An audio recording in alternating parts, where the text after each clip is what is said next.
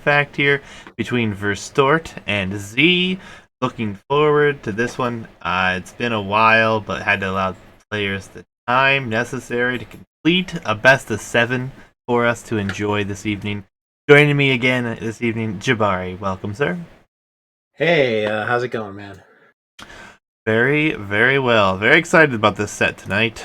Have the Civ draft and the maps for each player, respectively, on your screens. Lots of maps, guys, being a best of 7. We're going to see everything tonight except for Arena and Black Forest. So, what's up, Z here in chat? Z, I don't know how you're still awake. It's like getting super early in the morning for you, but good to have you. Good to have you.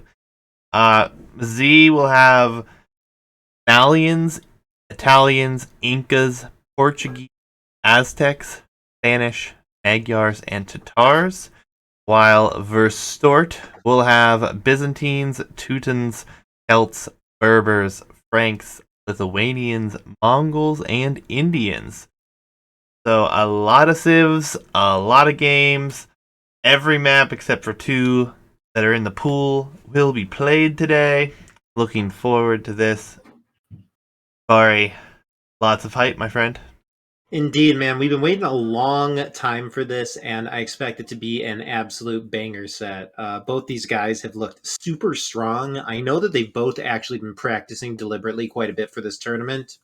Um, and yeah, man, they've run this deep in the bracket. I know from experience, once you make it to the semifinals of a decently hyped tournament, you don't want to go down easy. A little disappointed that we're not going to see Arena or Black Forest, but every map in this pool I love. We're going to see some classics here. Looking forward to the Banana, looking forward to the Land Nomad. Yeah, Uh, and there's so many maps in the pool to see all but 2 of them potentially is always exciting for me. I mean, it's going to be interesting. We'll see what happens here.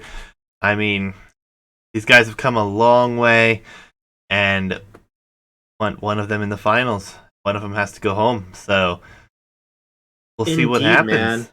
I Yeah, mean, and yeah, being another semi-finalist myself, I'm watching this with great interest.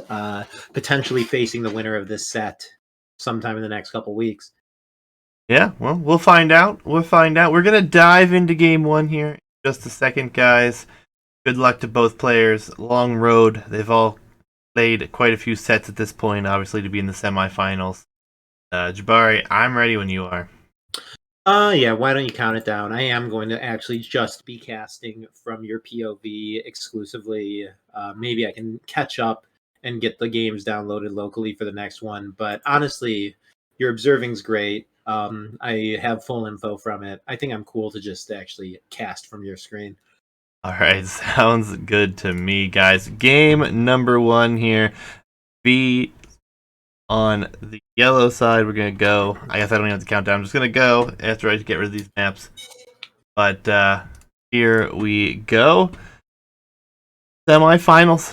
First one, best of 7 here. Arabia Verstoert going to be playing in the yellow with the Lithuanians. And then we have the playing with the Malians in the gray here. Yep, interesting matchup. Malians, I don't know if their strengths will really get to shine too much in this matchup. Their strongest Civ bonus, in my opinion, is definitely the extra infantry armor, and I think that that might be completely irrelevant versus Lithuanians here. So right off the bat, I'm feeling like Verstoert has a bit of a Civ advantage here, but definitely nothing overwhelming. Yeah, I mean, Lithuanians have been seen quite a bit, as have Malians. Lithuanians being a very, very popular pick among everyone. So we'll see how this works out. Lithuanians, I would say, would get quite the benefit of going for those relics, but if you look at the maps here, relics are actually favoring Z's side of the map quite heavily. Yeah, I was gonna say, like, literally every single relic is half a map's length or more away from Verstoret, with 2 of them being almost impossible for him to get. Like, given the distance and the obstacles, Verstoret has no easy relics, and is probably the underdog to grab almost every single one, with the possible exception of that long distance one in the right. So the primary Lithuanian Civ bonus is also looking like it's a little bit out of play here. Yeah, which is kind of interesting. We haven't seen Lithuanians too much without relics in this situation. Most of these guys have really been focusing collecting them at this level of play. So we'll see what V can do with this. I mean, overall, he obviously has a solid game plan, I'm sure, at this point, being as he's played so many games here. Same for Z, who I believe we've seen go Malians quite a few times in the bracket itself, so he's comfortable with them, choosing them. Honestly, the Civ draft was kind of a surprise for me. We didn't have some top-tier Civs we have seen quite a bit of, so some interesting choices go along with these maps, though. I can't be too surprised, but good bit of variety here. As the monkeys do duel in the middle, and Z actually will get the advantage here. Let's go ahead and shift over to the Fog of War here for Z.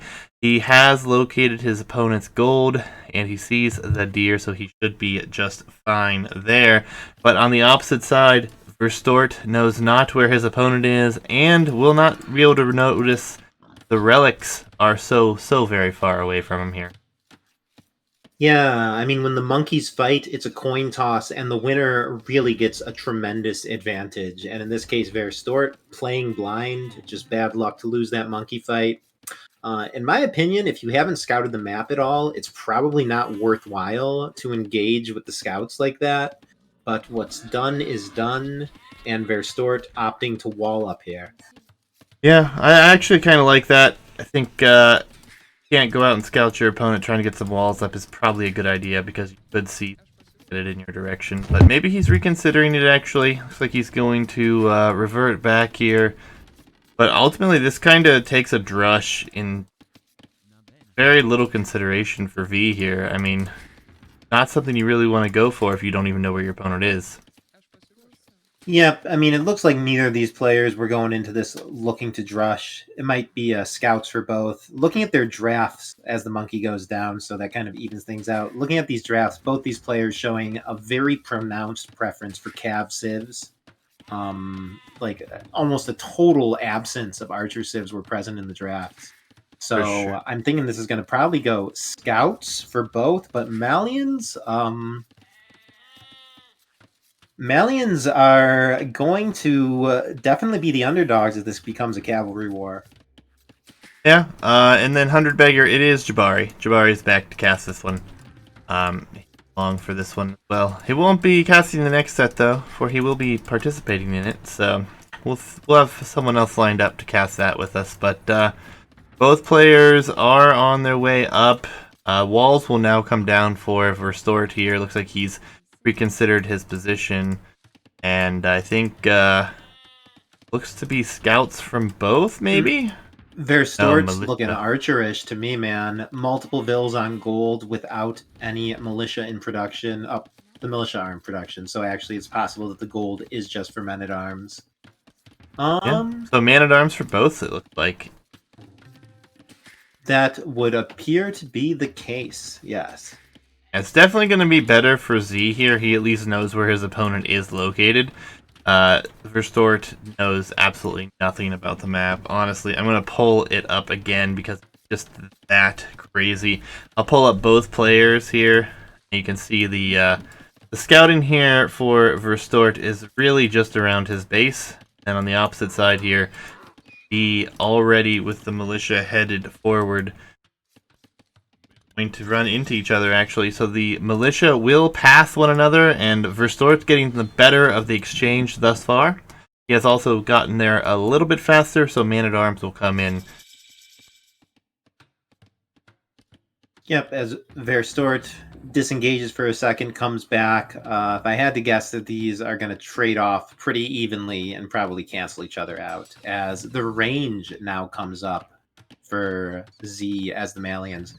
I like this a lot, man. I mean, it plays into the Malians' Civ bonus of like a little bit of wood savings and I guess a little bit longer gold. Um, And yeah, man, I'm just a huge fan of archers. Yeah, actually, V canceled the Man-at-Arms upgrade. He decided not to get it at all now, so he's canceled that, and now the Man-at-Arms Verstoert canceled it. So this is going to be a worse fight. He is actually going to bring a villager into the fray here. The villager is being targeted. Actually, looking to be quite a good exchange now for Verstoert here. Not getting the upgrade, and he will take this out with no villager losses. Yep, very nice. And Z, Verstoert, he cancels Men at Arms in favor of fletching. With only 5 on food, you can't get to all the food demanded in upgrades, and fletching in this case definitely is going to pay more dividends than Men at Arms. Yeah, I mean, really an interesting choice for him to pull that when he did. But the 3 Man-at-Arms will still be around, and archer numbers will begin to grow.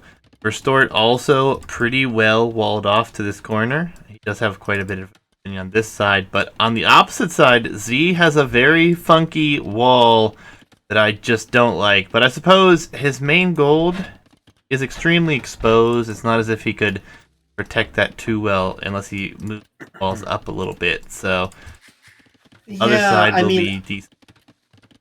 Yeah, honestly, I never go for the kind of wall that Z's doing here, but it does remind me of what you see the pros doing a lot. Really tight, small walls. They don't protect everything absolutely, but for minimal investment, he's functionally safe from scouts and other non-ranged units. The walls, are definitely getting good bang for their buck for Z, as awkward as they look.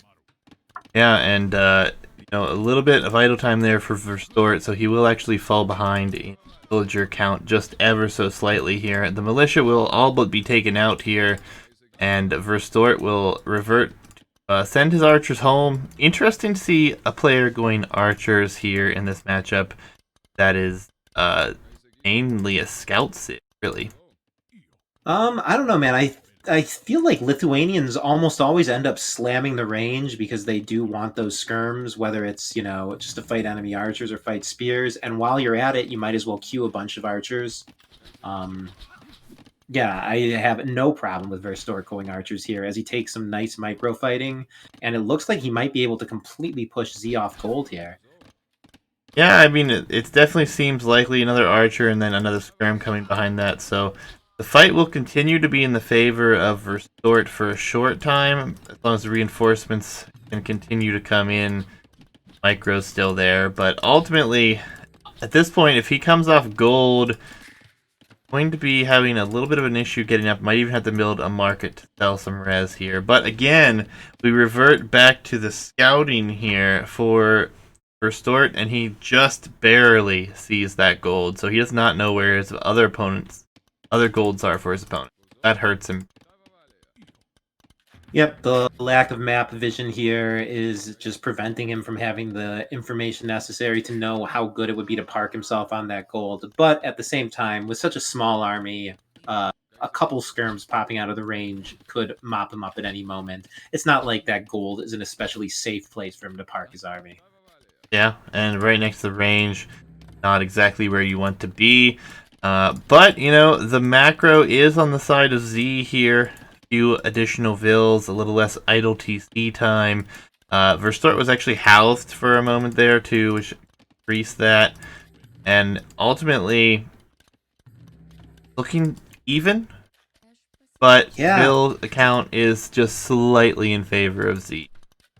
Yeah, Z with essentially 0 idle TC time and double bit axe. I mean, the absolute most important thing that you can do through Feudal Age, in my opinion, is to keep that TC running. I mean, if you can do that nonstop, you essentially, guarantee yourself an economic lead, which, is the thing that you're trying to come away from Feudal Age with. And man, throughout this entire tournament, I don't know if we've seen anybody in a prolonged feudal fight keep their idle TC time this low. Yeah, it's looking really clean here. Verstoert using that micro, though, picking off the archers, just a few skirmishers left on the field. But Castle Age will be faster for Verstoert. I think it's just because of the additional military that was invested into here for Z. But he will be up here just shortly, and there it is. Himself, he's on his way. And Wheelbarrow did come in for Verstoert, so really kind of evens out the field for villagers. Not entirely, but pretty close. Double stable switch here for Z behind us, and he's going to hide it. He doesn't want to show that just yet. Yep, I like it. There's a very good chance that these stables will actually take Verstoort by surprise, and it has the potential to just like completely mop up a pretty decently sized army of range units for free. Yeah, and it's gonna be a stable switch for both. Fletching on its way, or sorry, foraging on its way, and Verstoort already has the scale barding armor. And on the opposite side, Bloodlines will be coming in for Z, and then he will have. So he will be one upgrade behind, but we'll see if that is frequent here. I imagine he'll click it if he intends on with stable unit. Yeah, I mean, it looks like both players are essentially prepping for a full switch to stable units. From the way Z is just being bold with his army here, I imagine that he's just, kind of thinking that his army is as good as dead and is happy to get whatever value he can for it. And in the absence of relics, Lithuanians really aren't a stronger cavalry civilization than Malians in the Castle Age. Yep, and Malians do get bloodlines, do get almost full upgrades, but both is missing the blast furnace upgrade there in Imperial Age, but obviously won't be much of an issue right now. This was opened up over here, and it looks like D does know where these archers are and will come to deal with that. Very likewise will happen on the opposite side, but he may be building his up a little bit more first. Camels, no camels in production. Maybe just to go up against the archers for now, but I imagine Z will be adding camels here pretty shortly. Yep, I mean, if it is just full-on heavy cavalry versus heavy cavalry, when one player has access to camels, it is a very natural, correct, and smart thing to do to mix them in. Though Z, okay, the first camel's now queued. Yeah, and we do have a second town center behind this already for Z, so he will be taking a little bit more of a macro approach behind this. He does have the lead for the military at the moment as well, so going to have to see more production here for Verstoert, but he is not dropping that second town center, so he's going to play this more in favor of military right now. Yep, and I do remember in Verstoort's last game one, he dropped 3 TCs right away, and you pointed out that that might have been what cost him the game. It was during that time when he was trying to keep the TCs running, and all the associated resources and building time with that gave him a window to fall behind. He's not repeating that mistake here, keeping both stables queued, and yeah, to be up 12 to 9 knights at this point feels pretty good. Yeah, I mean, 100 Bagger in chat pointing out more upgrades, full upgrades on Verstoort's Knights as compared to just +2 defense on cavalry from Z, probably being part of the reasoning that that fight was won. Z is going to back up with his military here. He doesn't want to take that fight. Camel numbers are starting to grow. He additionally has a 10 villager advantage behind this, looking ever so good with the macro. Idle TC time still under a minute at this point. Yeah, Z's macro is actually superb. It's good enough that Verstoort will just lose the game if he doesn't press his current military advantage, as for some reason it appears that Z has better numbers in this fight. I can't understand how that's possible. Maybe it's just an illusion. It definitely is. Z is just 3 behind in total military on the field. He does have the counters, however, but is missing both of the attack upgrades. And we do have the monastery here for Verstoort, so honestly, conversions will come into play here, it seems. Indeed, yeah, with better numbers plus upgrades plus the monk, this is definitely Verstoort's fight. But Z, his economic lead is becoming frightening. Like, from the perspective of somebody who's just trying to call the outcome of the game, Z is entering the territory of eco leads that players almost never lose with if military is essentially, even footed. For sure, and honestly, with the camels on the field, even without the attack upgrades, I think that's a little bit better for Z in this position. Monks are here. One monk is going to go down. It looks like nope. Again, Z will turn back, just trying to keep eyes on where his opponent's military is, which I really like. The monk is on its way out, and if he can get some relics in, would be very beneficial to him. That villager lead is growing ever so quickly here. So it's going to come down to that, I think. And oh, just passing here. Verstoert just losing big numbers there up against the counter. But no attack upgrades. It's a really awkward fight. But it looks like Z should have the better of it with the camel numbers there. Yeah, dude, this play, this macro from Z is absolutely sick. Like, Verstoort's probably observing that the military numbers look pretty similar, and if he had to guess, would probably guess that Z is just on one TC himself. The fact that he's kept 2 TCs running, plus the stables running most of the time, I actually don't understand it. It doesn't look like Verstoort has, like, made big economic mistakes. Z, I don't know if it's his builds or just like his macro in general, but this is like a frighteningly efficient economy and military production from Z. Yeah, I mean, 3 TCs now up for Verstoort, though, so as long as he can buy himself some time here, he should be alright to catch up, but he is 20 vills behind. Look at his farm count. He literally can't keep 3 TCs running without stable production. If he wants to try and mix in some stable work, he's essentially still on less than 2 TCs. Very true. It'll be difficult. Yeah. One relic on its way back, though, and no 100 bagger. He cannot see them. That was the only one he found, and he sent the monk out blind. Losing the monkey early really hurts, especially without any scouting capabilities.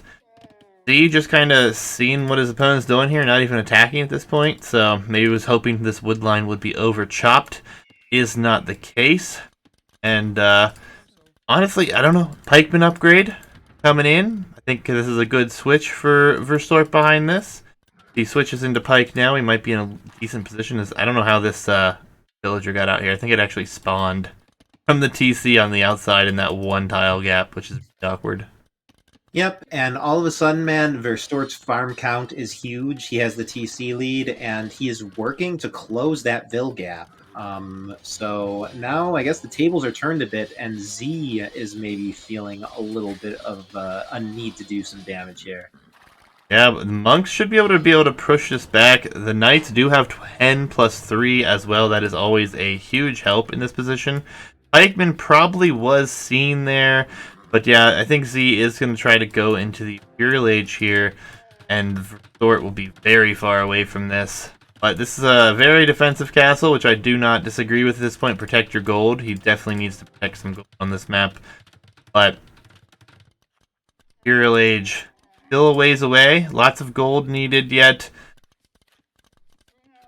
See what happens. But I think it's still a lot closer than I thought it was going to be. Villager count's really starting to creep closer and closer as well. As now we go for the counter here. The 14 knights, which I imagine Verstoort is willing to just throw away, are headed forward. Going to try to do some damage as the pikeman numbers grow here. Yeah, I mean, I sorry about the dogs. I doubt he's willing to throw them away, but that is kind of the beauty of cavalry, is that if, you're in a situation where it's in trouble, you can always run. As he opens his wall and possibly is going to let this absolutely huge army of camels into his base. Yeah, but the pikemen are here. He knows there's monks. He's going to back up. He's on his way to Imperial Age. He wants to get there. Verstoort actually not too far behind his way to the Imperial Age. Could probably buy a little bit of food here and be up momentarily as well.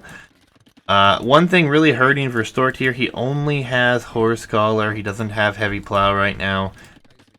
Very beneficial to grab. And another relic on its way back in here. Verstoort is going to have 2 of them now. So he will have 10 plus 4 knights. And with growing pikemen, I mean, this army, even if it becomes heavy camel, will be a lot less of an issue if it still has decent knight numbers with all this attack. I I completely disagree, man. The relic bonus for Lithuanians, if you just have like two of them, is non-existent in Imperial Age because they're lacking the final attack upgrade. And to counteract it, additionally, the Malians have Farimba. It looks like Z is literally just doing almost a practice perfect build into like a fully popped Farimba heavy camel army, and I think that that is just a composition that will shred Verstoert. Yeah, I mean, Barimba is dangerous tech, and we have an archery range behind this. Kind of strange, but we'll see what he's going for. He added a university as well. I imagine just was for his building to go up to the next age. Imperial Age will be heavy camel, plate barding armor immediately. Selling some stuff. Maybe he's trying to save up for Farimba now. Yep, as heavy camels clicked when Verstoert is still 3 minutes away from Imperial, probably like 4 minutes away from any upgrades. I think Z's going to be crashing into Verstoert with a nearly fully upgraded, if not properly fully upgraded, gigantic Imperial army, while Verstoert still just has a smaller army of Castle Age units. Yep, Farimba I is on its way in now. Yeah, Verstoort's going to have to hang on for dear life here, man. Yep, gonna try to drop a defensive castle here. A lot of monks in play here. Conversions could be big, but it looks like Z will just back up and wait for things to happen. 6 plus 7 now here for the camels on attack, and it will be soon to heavy camel. Now it's 7 plus 7, 14 attack on these, which is kind of crazy. Pikemen in full production here. And we do have the castle up now on the front here for Verstoert. These Goldvilles are having some issues, but on the way up, where are the Trebs? One Treb already on its way forward, so both players are going to be focusing on the front for that fight for sure. We do have 2 relics all the way in for Z, so he knows his opponent will not be able to get full bonus against him on that with his cavalry. And yeah, there were some scouts in queue. Don't know. Maybe he's just trying to scout them. Oh, he's got them out on the map, actually. Maybe he was just trying to see what his opponent was up to. Krebs Yeah, here, forward castle coming in, the heavy camel coming in, and we'll dive here. And oh no, the monks are all exposed. So there probably won't be a single conversion as all of those go down. The pikes go down, the knights are in trouble. Halberdier upgrade is just now trying to slide in here. yeah. Kind of the only chance Verstoort had of taking a fight that could slay these camels. Now that it's been shown that he was going for pikes, it's probably not a huge surprise. I don't even know if Z's going to bother to tech into something that counters Helb here. It looks like he might just be able to steamroll this pure camel army. Yeah, I mean, I think it's looking like GG here, honestly, with this castle on the hill. The Treb's actually behind it, being able to range here. Chemistry also already in. That castle will go down. Lots of res in the bank right now, but only 3 stable, or barracks production, and the military number is 55 to 19 at the moment. We also have Z starting to move out across the map here, going for those neutral golds, which is very good for him. Military for Verstoort also lacking another upgrade for the defense here. Taking somewhat of a decent fight, though, it seems.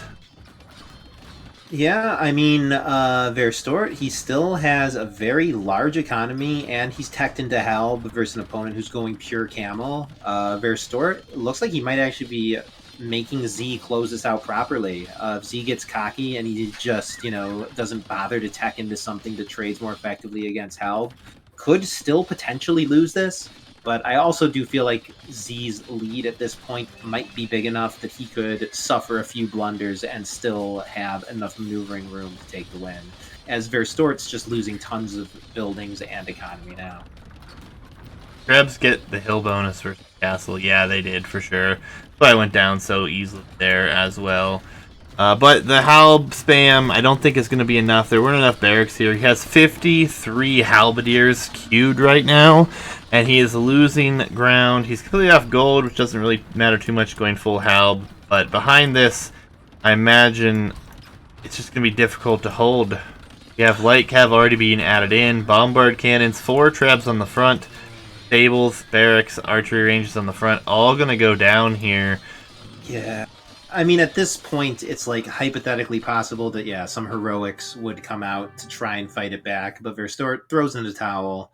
A timely GG, but, I mean, Verstoert had lost game 1 in the previous best of 5. To lose Arabia in a best of 7 kind of doesn't... I mean, it shouldn't phase you. The set is still very young, and both players put on a good show. I think Z might just be an Arabia pro, man. He's looked so sharp every Arabia game this tournament. Absolutely. And I mean, behind this build was just super clean. It was 2 TCs for a long time. He added the third on the front after building the castle on his way to the Imperial Age. Malian's a civ that we didn't really think had an advantage here, but able to grab that victory. It looks like actually a Gabetto switch was in line too, which would have been actually really interesting to see, but Yeah, not so going to get there. He was prepared if Verstoert hypothetically showed up with a giant army of Helms, which Z was also kind of preventing. So Z just looked incredibly dominant there, but at the same time, I'm still feeling pretty good about Verstoert's chances in this series. For sure. So we will go back to the Civ draft real quick, show you guys that updated here. Malians getting the victory over Lithuanians here. And we'll see what happens here in the next home map, which will be one of Verstoert's. He has, for those of you who are just joining us, Nomad Banana Cove available. And we'll dive into that, guys, and up and ready to go. Where is this Sberk? I couldn't tell you. He's in chat though, so you could probably ask him. Yeah, I am very curious about the pronunciation of his name as well. Family name spelled backward. There you. Hmm.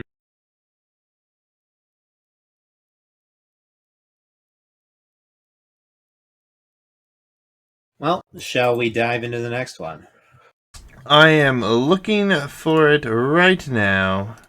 Cool, yeah, and I also have downloaded the Rex locally, so I'll be a little bit more knowledgeable about checking things in game. Fair enough. Yeah, right here we go. It will be on Banbera. Yep. And it looks like Ark, I assume this is Ark from the Discord, asking in chat if the other semifinals has already been casted. No, and it will not be played until next Monday between myself and Captain Thomas. In 1 second, though. Well, game 2 is the one that they sent a replacement for. So the one that came out of the zip is probably broken. I'm looking at a game played on Banana labeled as game 2, which the rec is All right. loading for me. Yep, I found it. We're good. That's why I was confused, because I got Rex from both players and had a slight discrepancy. But we are good, guys. We are loaded up here into Banana, which will be game number 2 here. And of course, maps. Here we go. And I'm at 2 seconds, Jabari. Yep, count it down. 3, 2, 1, go. Banana.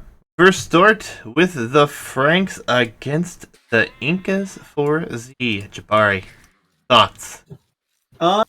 Franks, I guess, are the meta on this map. As we've seen, the berry bonus is just very easily to utilize, with there being like tens of thousands of berries on the map. Each of these bushes having over 2,000. Additionally, the Franks' cheaper castles are good. And very surprisingly, knights have been a very highly performing unit on this map. So Franks, looking good on all fronts. At the same time, though, Incas, I am not positive what he was going for with this. Banana is a weird enough map, however, that there's a very good chance Z is completely unpracticed for it and is just making this up on the fly.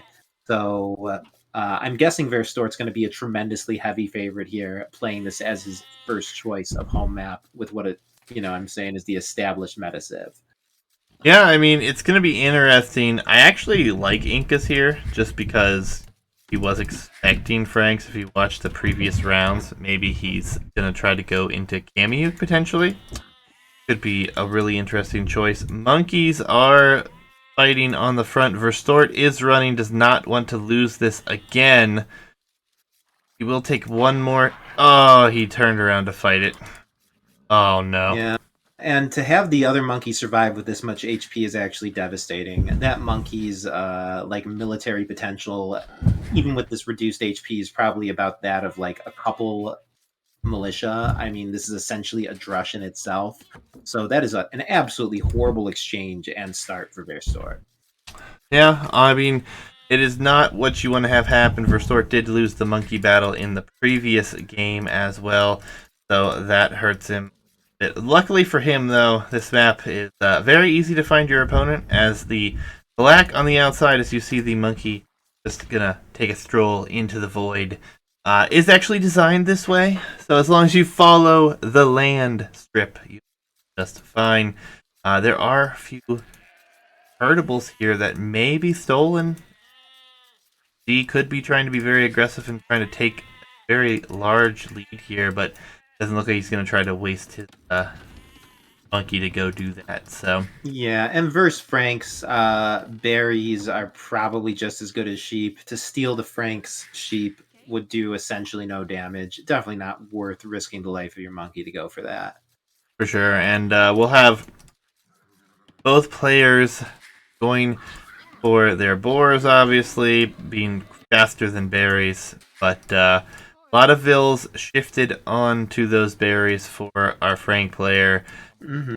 And you know what? If you zoom out a bit, the trees are just placed fully randomly on this map, and it looks like they just happen to be clustered so strongly on Verstoort's side here.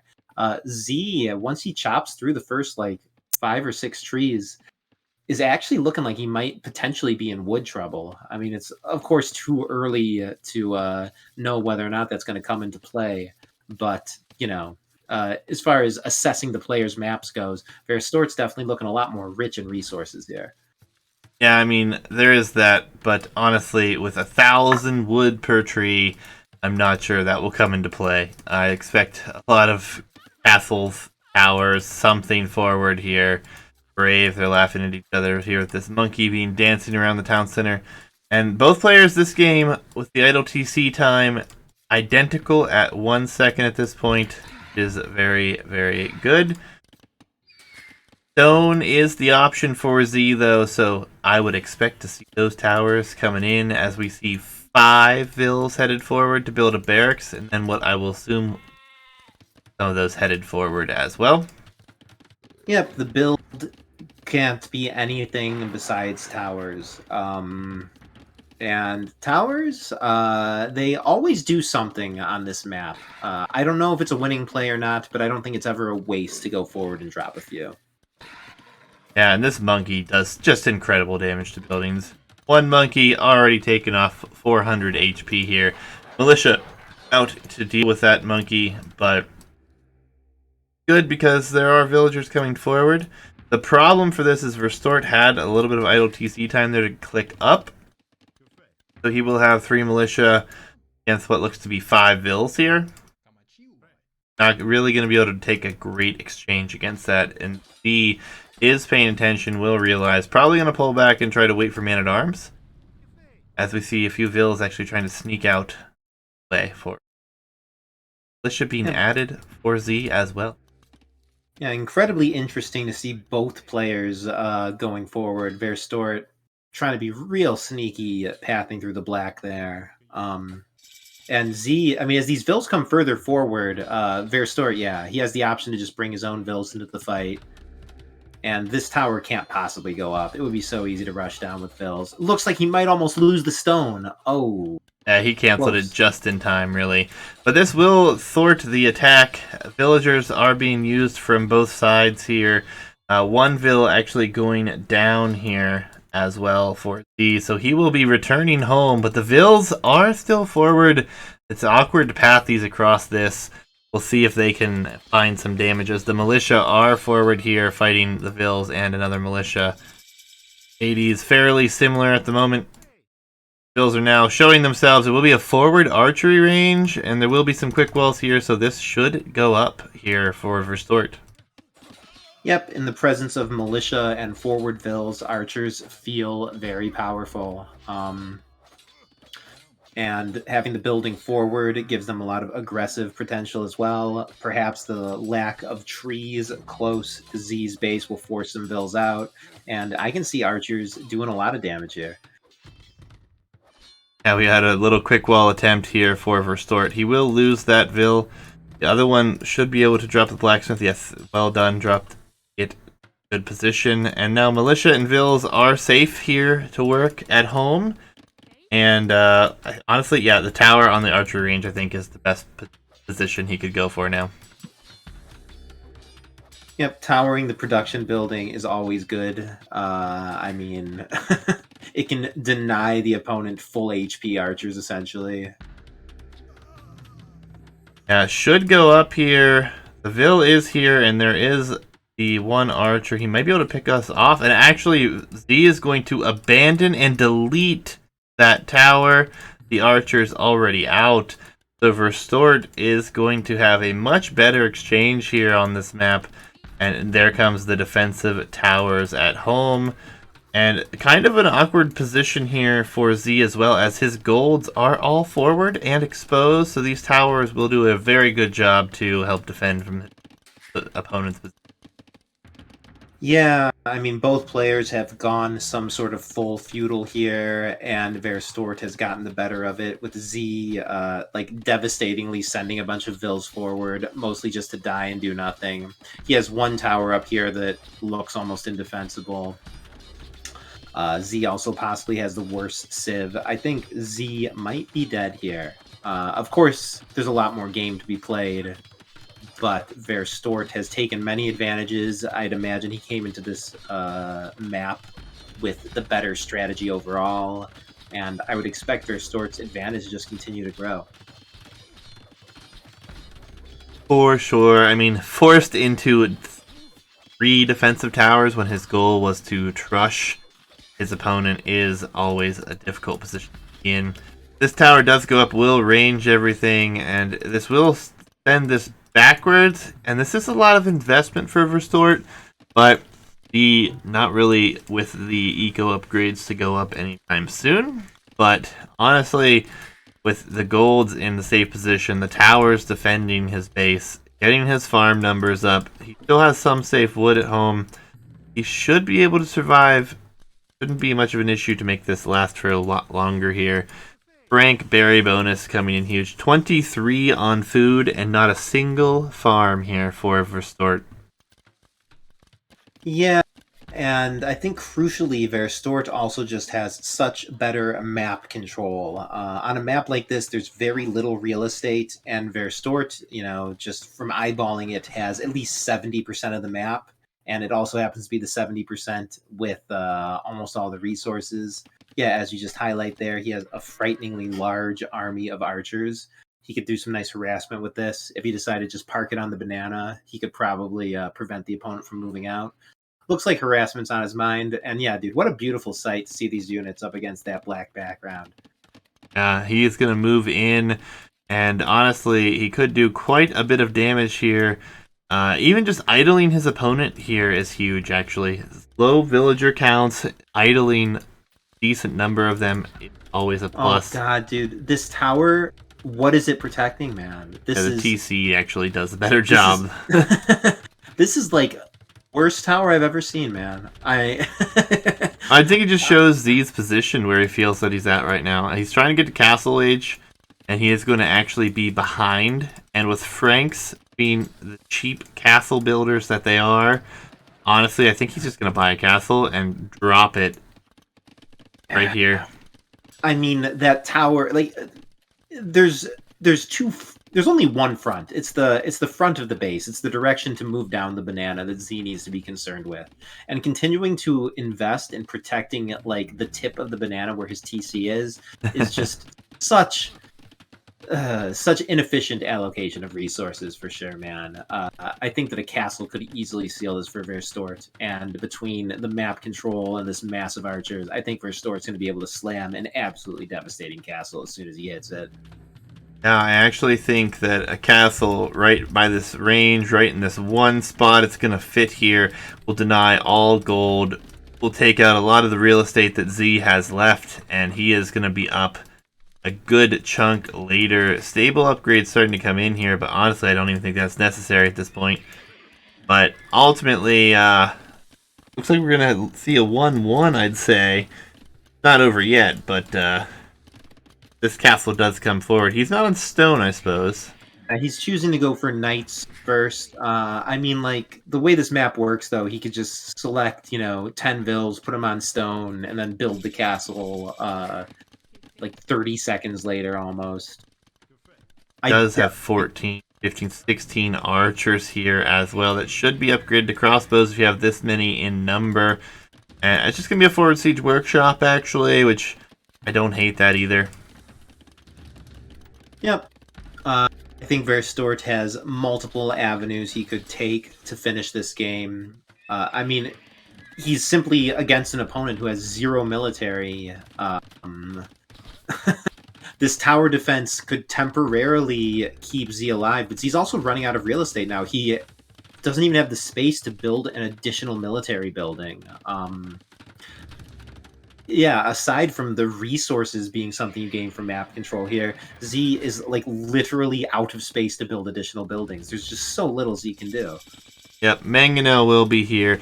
Eagle Warrior upgrade will come in, but how long can he take gold realistically here? He's got like 3 tiles, maybe 4 he can take right now at best. And the crossbows will continue to be here, so Eagles in low numbers will still go down, especially when they're lacking upgrades. Only +1 defense at the moment. Mangonel should be able to pop out here anytime. Like he will pop out, and should probably focus that tower, I imagine. Yeah, I mean, the towers are the only military that Z's fielding at the moment. Small numbers of eagles won't stand to these crossbows, and we did see Verstoert start getting some knights out as well. I mean, Verstoort's military superiority is just unquestioned at this point, as a Mangonel snipe does buy Z a bit more time, but oh my god. Not even a snipe ad. The Mango survives with a sliver of HP. Yep, down to 2 HP. Villager is headed forward to repair this as well, so unless he goes right now, I doubt he even gets this kill at any point. And soon to be a castle actually in defense here, but will that go up? It will be noticed for sure, I imagine, anyways. And you know what, man? If Z sneaks this castle up, he's actually right back in this. His economy is well covered by these defensive buildings. This will buy him enough real estate to do everything, and he's not that far behind in vills. No, this is great. Letting this go up without a vill pick, what a blunder by Verstoert, man. He had like a giant army just a few tiles away. Z went from desperation to competitive just like that, man. Yeah, I really don't understand why we didn't see a forward castle for Verstoert here, honestly. He saw the entirety of the base. He knows that the gold is the concern here, but ultimately doesn't end up going after it. And now we have Eagle Warriors out and about. We'll see if they can do anything. Gonna have to look for some Vill pickoffs, I think is his best bet. But the Knights are here, and there are 2 Vills. There's actually Villager out here for Z, I didn't even notice, but 1 down already, so what are we having here? Honestly, kind of surprising. We are going to see Stone now coming in here for Verstoert. And honestly, it's insane, these Frank berries. It really is. Not a single farm in this game. Yep, and Z, he's bought himself a lot with his castle, but if Verstoert builds his own castle to oppose it, the map control is still heavily in Verstoert's favor. But yeah, Verstoert, he was in a commanding position just a minute ago, and now it's looking dicey, man. Knights with +2 will dive the town center. Honestly, I mean, it's not a bad move. He will get some Vil pickoffs potentially. It creates some idle time here, and I'm sure he'll probably just be happy with that. Not even fletching for the towers, the castle, anything here. So these knights may not be getting a ton of kills, but they are at least idling everything right now. The towers look better now. I mean, they still don't look great, but they are doing a little better now, yes. Yeah, I mean, the towers are a form of defense. I just can't believe Verstoert let that castle go up with absolutely no resistance. I mean... Yeah, for sure. For sure. I mean, we have enough stone for a castle now. Honestly, it looks like he's going to go Imperial Age. And if he gets to Imp and gets a castle up, even if it's farther back, it should be protected. As Z is actually going to try to place another castle on the front here. There is a mangonel there, and we'll start to see this being built. And if one villager hits it, this castle could die. Oh, he deletes it just in time. Oh. Very attentive. Nice play. Wait, no. It's gone. He didn't delete it. It got killed. That was so weird, man. I could have sworn I saw the foundation crumble before the mango shot landed. I know, the animation was wrong, I feel like. What did we just see? But yeah, the stone is gone, so that castle was deleted. Z does not like this map, clearly. Yeah, I mean, we've seen a few players rage at Banana before. I mean, it is the most bizarre map in the pool, and if you're not practiced or prepared for it, yeah, and Z being an Arabia player himself, I can imagine that this just like offends a lot of his sensibilities.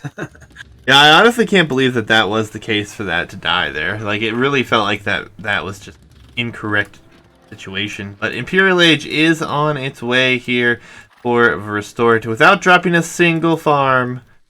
Berries OP. Not even a... Oh, he does have a market. So he is buying a little bit, selling a little bit, so...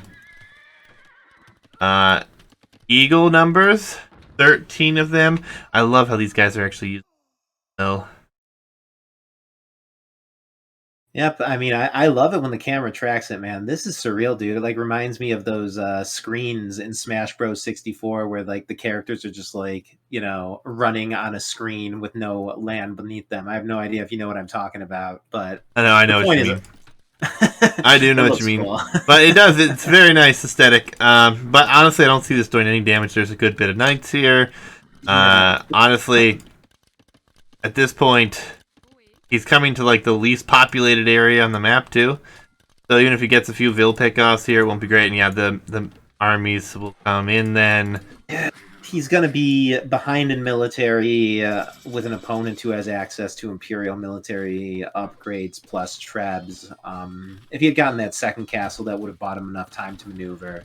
And when you're behind by a ton in a 1 TC game, losing a castle foundation is so devastating.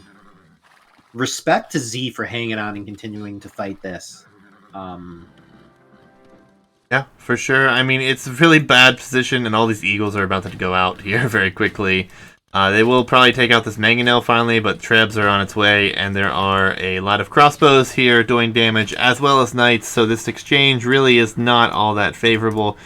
Only one castle here. Real estate's quickly being eaten up, and trebs should be on their way here very, very soon.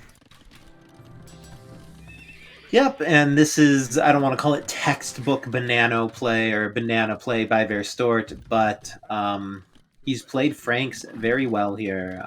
The berry bonus, I think, is just tremendously powerful here. Never needing to queue a farm, just sucking up all that food. Floating 1,000 food right now, in fact. Oh, and another castle, and there's a treb. If he sees this, he's just going to destroy it. The Vils are going to go down. Honestly, I wouldn't be surprised to see the GG come in here very soon. Yeah. Oh, you're Imp. Yep. Did not realize that. GG's then. Yeah, I think that's the right call. I mean, Frank's OP on this map for sure. Played out very interestingly in the early game. Unfortunately, I think you have to kind of walk your towers in and be a little bit more of a sneak with it, because it's kind of expected. At least I feel. But nonetheless, it will be tied up 1-1 here. Statistics, let's just show that food differential here. As yeah, it's 9,500 food for Verstoert to 6,000 for Z, and Z even dropping a ton of farms. Yep, it was a good game. I mean, this is what home maps are for, though. Verstoert coming in with a powerful Civ, playing it cleanly, taking an early advantage, and just holding it to the end. Nice equalizer. Yeah, absolutely. We will have to move on. We'll get back to the Civ draft here. Show you guys the updated information here. Franks will get the victory over Incas here. We'll be tied up 1-1. We have also seen Banana, and we will now move on to game 3, which is the home map of D. I believe it's going to be Benbara. Diving that here. Yep, I will load it up as well. The message was that there was issue. Yeah, I think someone labeled it, but it's actually that was the confusion between that one for myself, even so. All right, is in fact going to be Benbara. I am at 5 seconds when you are ready, Jabari. It down. 3, 2, go. All right, an interesting generation, actually, one we haven't seen on this. Players sharing the same corners of the map. The whole southern front is free for the taking, and so is the center. It will be very interesting. Players very close. Will be Verstoert in the yellow yet again with the Indians against Italians here, and this should be interesting. Yes, and I feel Z has a tremendous advantage going into this one. Italians, I mean, this is a pretty proper hybrid map. I think it's definitely worthwhile to fight for water, both for fishing and for the military presence that it gives you. And Italians are just strictly superior to Indians in that regard. And at the same time, Indians are kind of a cavalry civ counterpick, and Italians are not a civ that's inclined to go for cavalry. So I think that Z has a multifaceted civ advantage here. Yeah, absolutely. And I think that 100 Bag are asking who created this map, or these maps. A lot of these maps were created by a bunch of people, actually. Yeah, so I created Banana. This map was created for the Australian tournament called Outback Rumble. It was originally called Canberra, named after the capital city of Australia. This is the exact version that they used in the Outback Rumble, with the exception of the Scout, which has been swapped for a monkey. Yeah, and we've also seen it before in like a 2v2 tournament that Leadcore hosted. So, fairly popular map here. Jabari did make some of them, and then a few of the maps you are going to see later in this set, Hitch made for us for the first Battlegrounds tournament that I hosted, and we continue to modify and update them all as needed. So it's been a good time for all these maps. I think, like you said, it's kind of a bummer we're not going to see Arena and Black Forest, but those were the only two left out of the pool. That best of 7 here. So Yep. Don't worry, we will be seeing Arena for sure in the other semifinals. Jabari's home map, I'm sure. Both. Well, yeah, when there's 7 of 9 maps played, it doesn't even need to be your top choice to make an appearance. both players are out here. Verstoert cannot take this fight, though. He does not have Loom on his Vil, and Monkey for Z is here, so Should be easy win for Z if he were to have to fight this. Both players doing a good job with their idle TC time. Do have docks up for both here. And it looks like Verstoert, yet again, will lose his monkey. I feel like he just pulls that thing back. Kind of like issues like an order to retreat and then decides to fight it anyways every time we monkey fight for him, unfortunately. Yeah, maybe that's the reason why players tend to just engage and fight to the death with scouts, because pretty much anything is better than being indecisive. At least if you force the fight, you have a 50% chance of winning. Whereas any hesitation, gives you a pretty decent chance of being the abject loser. Yeah, and both players doing a good job with their idle TC time. It looks like D has just a second advantage in that category right now, so he is going to stay ahead in the village count ever so slightly. And the stables both producing at the same time. Verstoert actually only permits 2 ships though, so he's paying attention at home. It looks like he lost a Ville here, it looks like. Indeed. I mean, these things happen, especially with fishing in the mix. I don't think that a single Ville will determine it. But yeah, sucks to lose a Ville. I'm sure neither player would be fazed by such a thing, though. And it's going to be rough, actually, because this scout is alive with a decent amount of HP on it. And it will take this dock down if Verstoert is not careful. Yep, I mean, he just 100% needs to send a Ville forward, both to push the monkey away and to repair that. Yeah, and if this isn't a full play for water, I don't know what else this is, as we see everything except for one villager shifted off of food, and will be shifting onto gold and full production for water. A straight water build, definitely a viable strategy here. I mean, simply, this is a full hybrid map. Like, winning water grants you tremendous economic advantage in the feudal age. It's definitely also viable to go for fast castle. By no means is it settled that the meta here is to go like 3 docks all in on water, but that's a strategy that's been seen to work, and I definitely support the hard commitment to the strategy, apparently by both players here.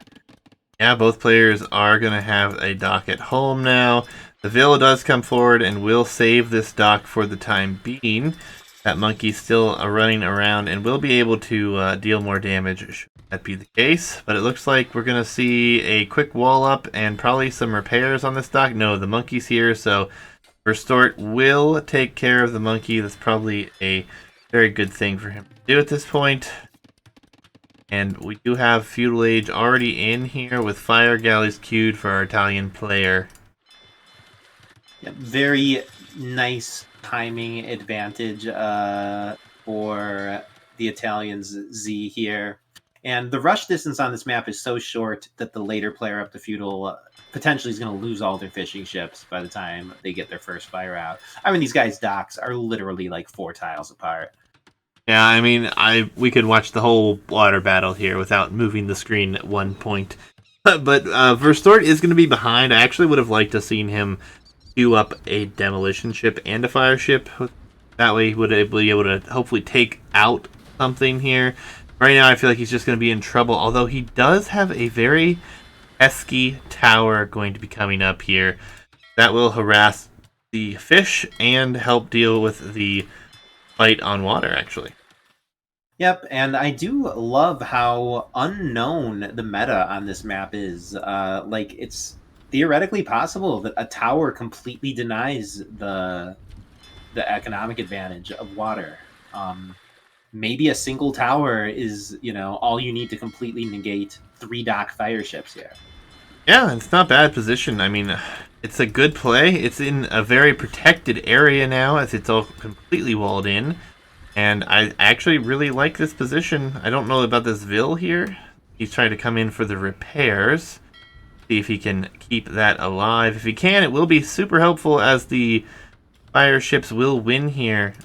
And in the north, it looks like the 2 have popped out as well. So actually looking to be a better exchange for Verstoert here. At the moment, it's awfully close. But with the repairs and that tower, cannot complain there. Fish has gone down for both players, though. Yep, and forgetting about water for a second, as it looks like the water game might be a little bit of a wash, with neither player looking like they'll be taking fish anytime too soon. Italians, man, are just kind of favored here, man. The faster up times, I mean, all the reasons why they're normally strong on Arena can come into play here. Like, with water out of the equation, Italians have a lot of relevant Civ bonuses here, and Indians are pretty much just working with the cheaper bills. Yeah, it's gonna be kind of weird. I think the best case scenario is we go Skirm Light Cav, potentially, for Verstoert, and you don't really want that to be your case scenario. Yeah, I mean, Indians can still do just about everything. Their monks are passable. They have a reasonably diverse tech tree. It's definitely not a Civ win or anything like that. But yeah, Italians I think do it all better. Yeah, I mean they get the full tree for blacksmith upgrades, while we have Indian Civ missing out on the last upgrades for defense for both cavalry and infantry, which is not great. Verstoert is going to win water, it looks like. Yeah. Maybe not. He's not going to take the fight. I think he needs to add a demo before these fishing ships, to be honest. But I mean, to invest this much just to have, 4, 5, 6 ships fishing as your opponent hits Castle Age is possibly not worth it. Like, Verstoert will gain a momentary economic advantage from this, but I would much rather be the player in Castle Age here, personally. Whether it's crossbows, camels, siege, a castle drop, like, the player who's actually fighting in Castle Age first here, I think, has a tremendous advantage, and that player will without a doubt be Z. and he's taking the map position right now with this. It's going to be some houses in the middle with archers coming out, and we take a quick look at the fog of war here. Not like you can see inside the base. I just want to see if we can see the archery ranges for Verstoert, and he cannot. So he has no idea this is coming, and it will be somewhat of a surprise as they've been fighting for water. Dude, these crossbows are just going to do devastating damage. While I keep saying this is a hybrid map, what you gain from winning water is, some relevant map control and food economy, but water control does absolutely nothing to stop these crossbows. Verstoert's only defense will be running away, basically. Maybe he can slam a couple towers. Z is about to march into Verstoert's base with a pretty, unchallengeable army for this phase of the game. He is attacking the gate quickly. Oh, not even a barracks for Verstoert. This looks very, very rough indeed. Knight, I don't know if you're around, but if you could take care of this guy, I'd appreciate it. Give him the boot, please. I can mod. I can do that too. That works as well. But it will be a mangonel forward here, and barracks is being rushed up. Some house walls even trying to be rushed up here on water. Still no fight. The demolition ships are here in the dock, but not headed forward. There's still a gap. Oh, this is going to be very difficult for him to defend from. I think there's a hole between the blacksmith and this Korean market as well. It is never great. But yeah, ultimately, he's in trouble now. Yeah, but this is a well put together defense in the end. He hasn't taken too much damage. He's getting his own military buildings behind this. He hasn't full walled, but he's put up a convincing enough wall that Z is stopping to attack it rather than do any real damage. Verstoert is possibly going to muster a defense. Yeah, I think he's just been allowed the time. I think he showed his archers too soon. He should have had the siege out first. Would have been more convincing. But he does have some demolition ships here. He will have the ranges and a defensive siege workshop coming up for himself here. Ultimately, I would really love for him to win water completely and force his opponent off of it entirely, but he is yet to do so. He is going to drop another town center over here, which is probably a best case scenario for him.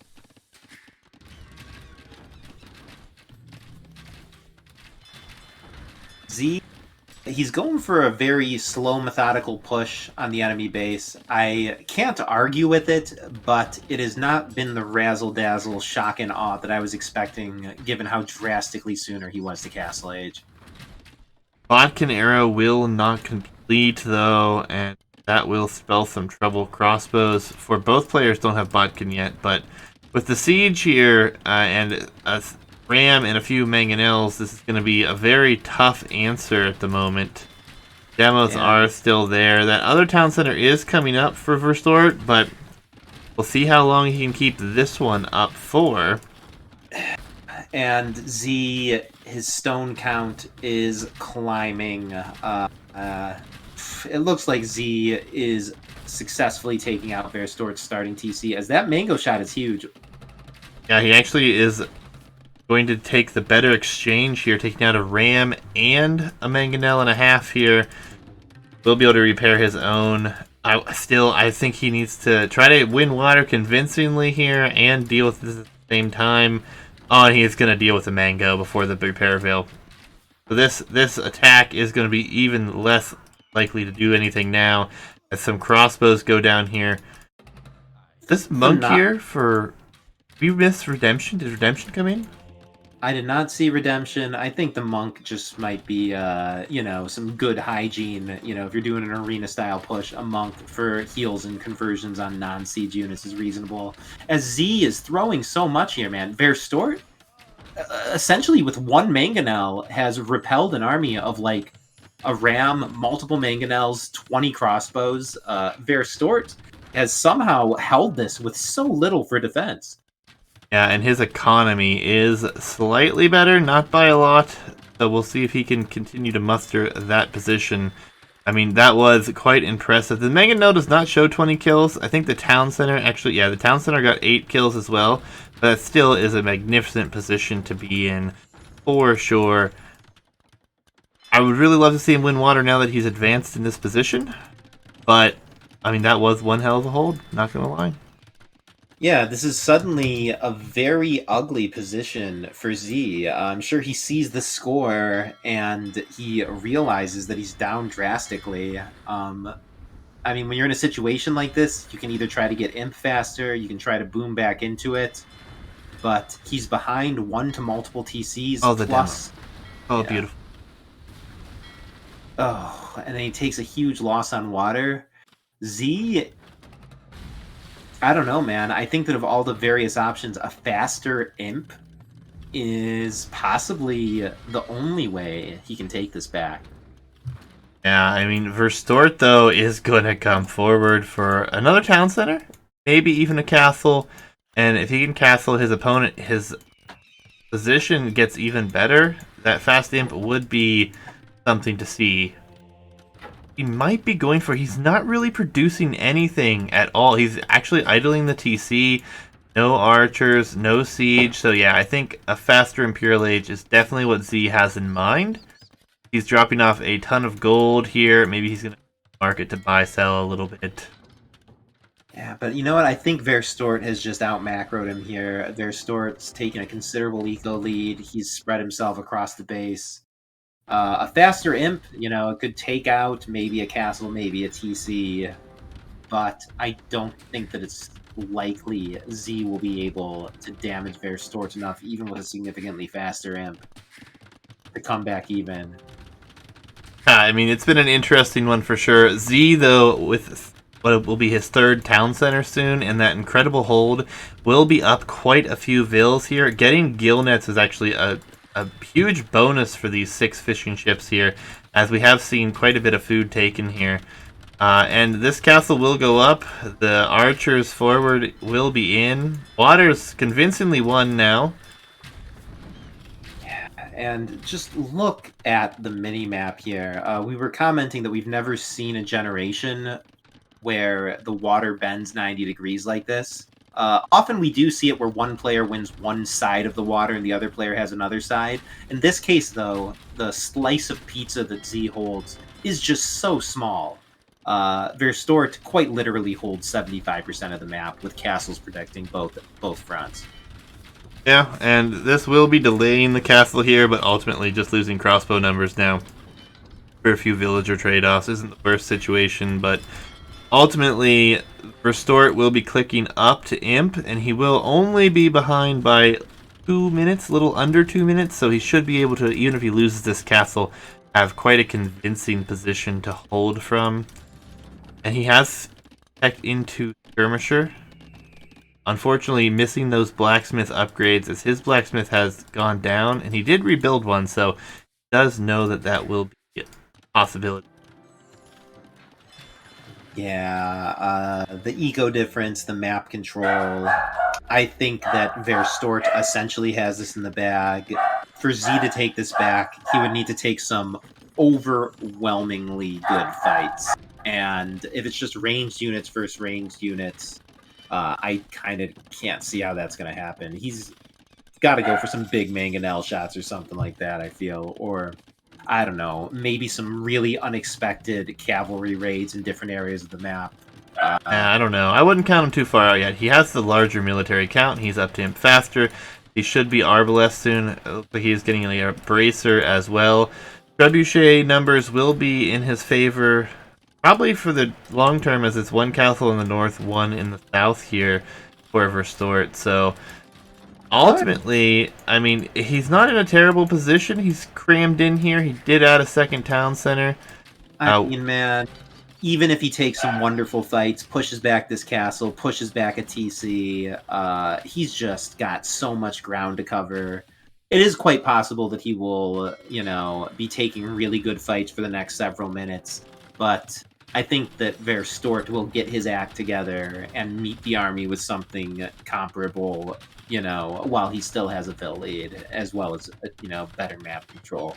Yeah, and actually Verstoert is just now clicking Elite Serum, so he must have canceled that upgrade earlier, and I missed that.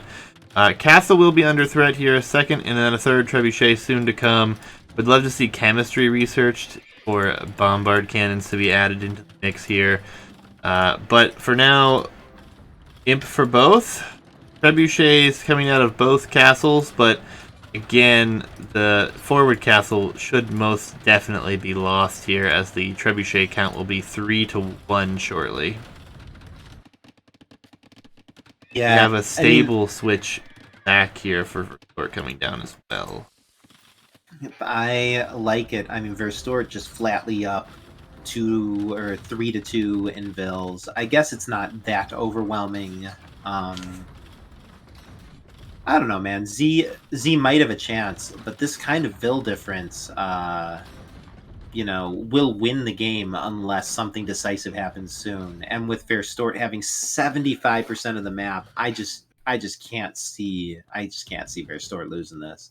Yeah, and as pointed out in chat, there is no archer armor yet, so padded archer armor, a feudal age upgrade, is just now coming in here at the 36 minutes. So skirmishers should deal rather nicely here, as they will be almost fully upgraded, only going to be missing last archer armor elf. Yeah, and Z, he's just a little too resource poor to add any support units. He is one-shotting. Yeah, he's one-shotting the skirms. He's killing the fish. This army is very potent for the moment. Maybe he can do enough damage in the next few minutes to give himself a fighting chance. It looks like he's really mad about this tower still. So he's going to try to take it out real quick, as well as the dock, just for the positioning and trying to save himself some vision. We additionally have a very forward castle. The Trebs could loop around and start to Treb into the main base here, which could be beneficial, as a lot of stables were just built there. But the Arbalest numbers slowly but surely are being whittled down by Skirmisher, which is not exactly the trade you want to take. Villager gap is still very far ahead for Verstoert. Yeah, and I mean, critically, these are the two big armies. This is where the siege is, what we're seeing here on our screen, and Z just flatly cannot fight it. His army is hard countered here. It doesn't look like he's prepping the tech switch he needs to fight this back. I think we saw Z doing some good pushing, taking some good fights there for a minute, but in the end, the overwhelming economic lead and map control for Verstoert, I think, are going to start roaring back as Z no longer is taking good fights. Ballistics is in for Z, not for Verstoert just yet, but this forward castle that just went up will now go down. There are Trebs here, though. See if they can be taken out, Treb v Treb. But I think he's going to try to shift and go towards that castle, to be honest. Yeah, Verstoert patiently has let himself take some damage here in the last few minutes, but his Vil counts continue to climb. He's built a counter army. We do now see the Light Cav come out to counter the Skirms, and Verstoert looks like he's actually taken a bit by surprise by this, being completely unteched into anything besides Skirms. All of a sudden, Verstoert's the one getting hard countered. Yeah, I mean, Z doing a good job being persistent, getting the advantage with the military numbers. Will lose another trebuchet here, but honestly, he's taken a lot of map position for himself. He does not have the military advantage now, and all of his siege was just sniped. And it is just a few light cav out, as Verstoert also showing that he is to the Hussar line and is upgraded to Hussar already. Yeah, but you know, Z's Vil count is getting up there. Z's showing some signs of being able to take this to a proper post imp, in which case Italians could best the Indians. I don't know, man. Maybe Z's still alive. No, he's 100% alive, I think, at the moment. It's going to be interesting to see what happens as soon as this Hussar spam happens, and I like what I'm seeing from Verstoert here. He's going to add a double siege workshop over here, and I think he's going to push the south with bombard cannons, and there is not a lot back here to prevent this from being somewhat of an issue, as this is a very nice quick wall we missed out on here for Z, keeping those light cav or Hussar out, but see if he can hold. Z is going to be out-teched here, as Hussar are going to beat light cav every single time.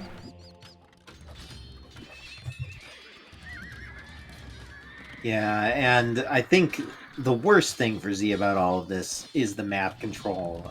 He's pushed into such a tight corner here. He's going to start running out of res soon, as we see he currently has only one Vil on gold. Verstoert, with just so many more Vils and such better map control, really should have everything that he needs to push Z up against the wall here and end him.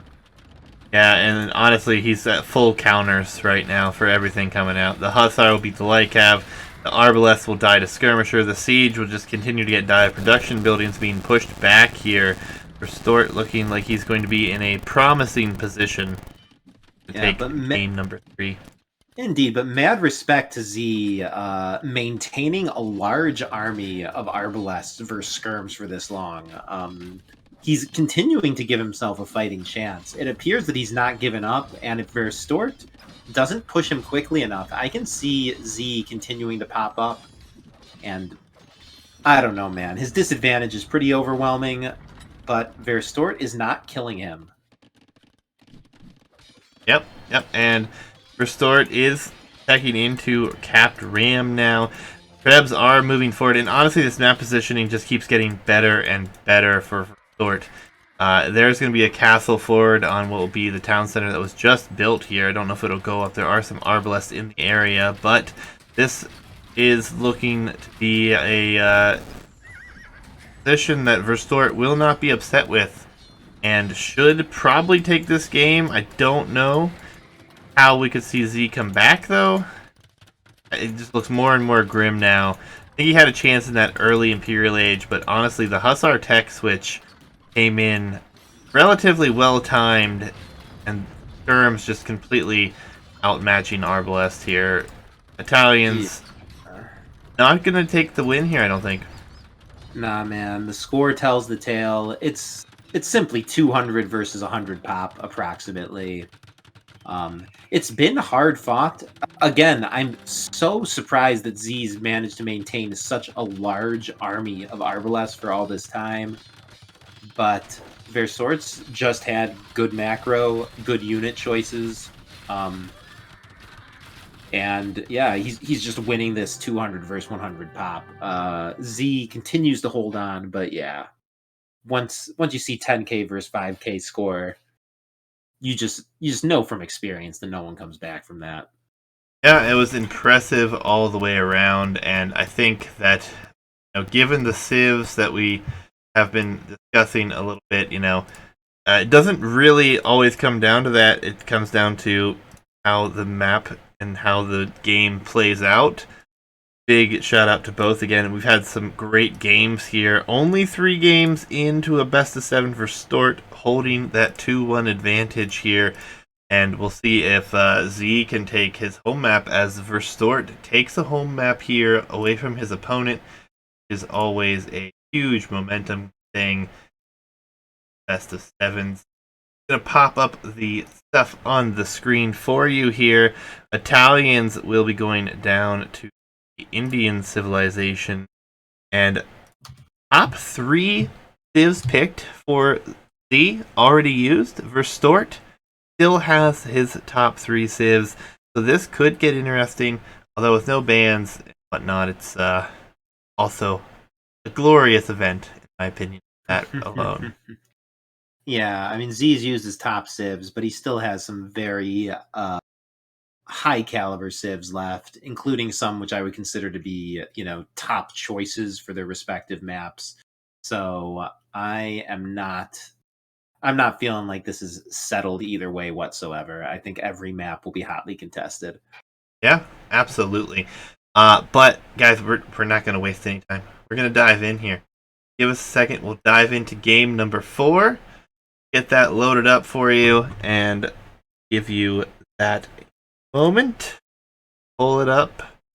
Believe it is the Monkey Lanes. Oh, how much we love this map. Yep, and I am ready when you are. Let me adjust the color there, and we are good at 5 seconds. Go in 3, 2, 1, go. Jabari, why don't you introduce the glorious map? Sounds good. So here we are on Monkey Lanes. It's a player and crowd favorite map. The players start in this narrow central lane, but over the course of the game, they chop through to the outer portions where there's essential gold relics, all that good stuff. But very often, the game is decided by the early fight in the main central lane, as both players look like they've picked civs that are very appropriate for some strong feudal fighting. We don't really see either of these civs too much specifically on this map, but at the same time, pretty much any civ that's strong on Arabia should play well here. And yeah, I think everybody's seen this map play out a lot. They have a good sense of the meta, and I fully expect this to be a hard fought feudal game. Yeah, absolutely. D, who's been in chat all night, as you see on your screens there momentarily, is going to head out 4 a.m. his time. Appreciate you trying to stick through. We'll see how this one works out for you, but GG's either way. And thanks again, man. Yep. Good having you. Always good when the players come by. Thank you very much for not spoiling anything. At this point in the series, I am genuinely 100% uncertain of the outcome, which is the way to cast for sure. 100% agree there. Lots of great games so far. Verstoert up 2-1 here. Game number 4 in this best of 7. Lee looking to get that equalizer, force this in the next situation. We'll see what happens though, as both players are very familiar with these maps. Lanes, if you're new here, is very familiar to our Discord community that we have, and will be featured in many more events, I think. And everyone seems to enjoy it. But for now, D really needing to get that equalizing win here. Yeah, definitely falling behind 3-1 and putting yourself in a situation where you need to take 3 consecutive wins. It's not doom, but a 2-2 is much more favorable, and for that reason, I am rooting for Z here. Definitely want to see a tight series. Yeah, I mean, every game I feel like has been pretty competitive, maybe with the exception of game one, going very heavily in favor of Z there. But like you brought up, very, very favorable to play Arabia for himself. So see, Yeah, see how these maps that are predominantly land maps work out here. I mean, Berber's a civ that I'm honestly kind of surprised to see here, given that I believe we saw Verstoert play Celt previously, and that is in his Civ draft. I kind of expected to see them here, so uh, interesting choice. uh, yeah. I think Z had Aztecs hanging in his Civ draft, and it's possible that Verstoort didn't want a repeat of the Celts versus Aztec matchup, so he went for what's perceived to be the safer pick. And yeah, as you mentioned, how dominant Z was on Arabia, this map I think plays very nicely for Arabia pickers. So Z is probably going to be able to repurpose a lot of what he knows from Arabia, and without being specifically prepared for the map, just bring a very clean, strong build on the back of his Arabia skills. Yeah, and being that this map is so closed off in the early game, and Z is not going to allow himself to chop the outside wood line, which is not exactly what I would prefer to see myself, but we have seen that cause issues for players. Luckily for Verstoort, though, uh, he is chopping out, so he will find access to all of this on this side, which includes relics, goldstones, everything we alluded to earlier. And we have seen players have gold issues who don't go to chop to the outside immediately. So we'll see if this happens as the monkey will dive here, and this Vil will go down. And honestly, we're going to see 2 Vils go down here for Z. Oh, it's a huge, huge position to take here for Verstoort as he gets some revenge, finally being able to use the monkey in his advantage. He will even see this Vil and might even pick this Vil off with the downhill hits. Yeah, Loom is in now, so it looks like the Vil will get the better of it. But at this phase in the tournament, I'm surprised we had to wait until game 4 to see the monkey used very aggressively. I think I commented it in the banana game. Like the monkey's kind of like, a drush that's available from minute 0. I think the correct thing to do is often to use it aggressively, and yeah, picking 2 Vils like that is very easy to do. I think players should be looking for that and defending against it. And honestly, man, the impact of that is huge. Like a lot of players make giant feudal armies. They try and pull off these clean builds, hoping to pick 2 Vils. And Verstoort, with just his starting scout, very easily does just that much damage. Yeah, I mean, very, very rough position. Loom has been prioritized by a few people. A little bit more than I would have thought, but honestly, with how devastating that monkey's attack speed is, really makes a lot of sense here. Uh, Same with laming. We haven't seen it so much recently, but it is very easy to lame with that as well. But we'll see if Z can come back for some counter damage as he is the first up. He is lacking what he needs for Man-at-Arms, but not by much. And he will be forward with his monkey, so he will be able to take a decent exchange. Might even get lucky and find some villagers here, but the militia do hop out. And like he's just gonna dance around with the opponent's man-at-arms as well for now. Yep, this is kind of a defensive drush by Verstoort here, and it looks like it's doing the defense pretty adequately, as Z is getting some good idle time. He's getting some good damage in, but looks like they're just going to trade off their military here with Verstoort not taking any eco losses. Yeah, and the eco behind this isn't the greatest for Z because of the lost bills, but excuse me, takes the better of the exchange there, and it might actually get 1 vil. No, Verstoort will save that one. And now this military probably shouldn't find a kill. More micro. Oh, he does. Okay, so at least for Verstoort, or for Z, he's able to pick off 1 there, which is good. Oh, the Eco KD is somehow 2-2, so there must have been a second pick somewhere. Yeah, or a lost boar potentially.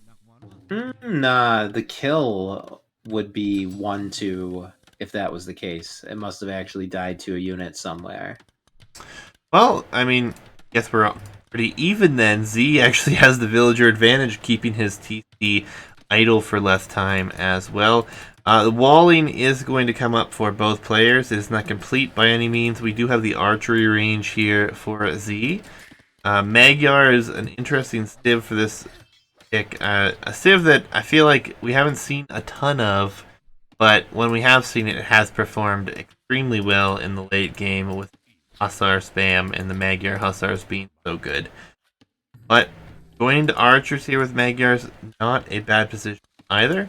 Do get full upgrades for the ranged. Yep, and I like going archers on this map because it's narrow. The relative lack of mobility isn't too much of a problem. I like going archers versus both of these civs. I think archers are quite strong in this matchup. So yeah, Verstoert, I think he's looking pretty good here. I mean, it's pretty even at the moment. Both civs pretty good against each other in various ways.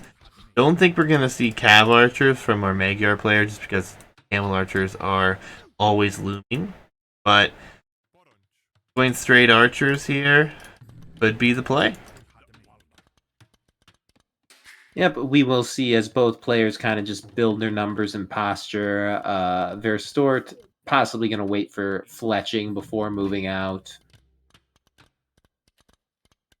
As Z closes in with an army that includes a skirm plus fletching. Despite his smaller numbers, Z could take this, but he's looking a little scared, choosing to stay away. As both players, they're kind of just mirroring each other a bit, building masses of ranged units. I'm not sure what either of them are waiting for, but I guess they just want to guard their numbers and not risk a bad early attack.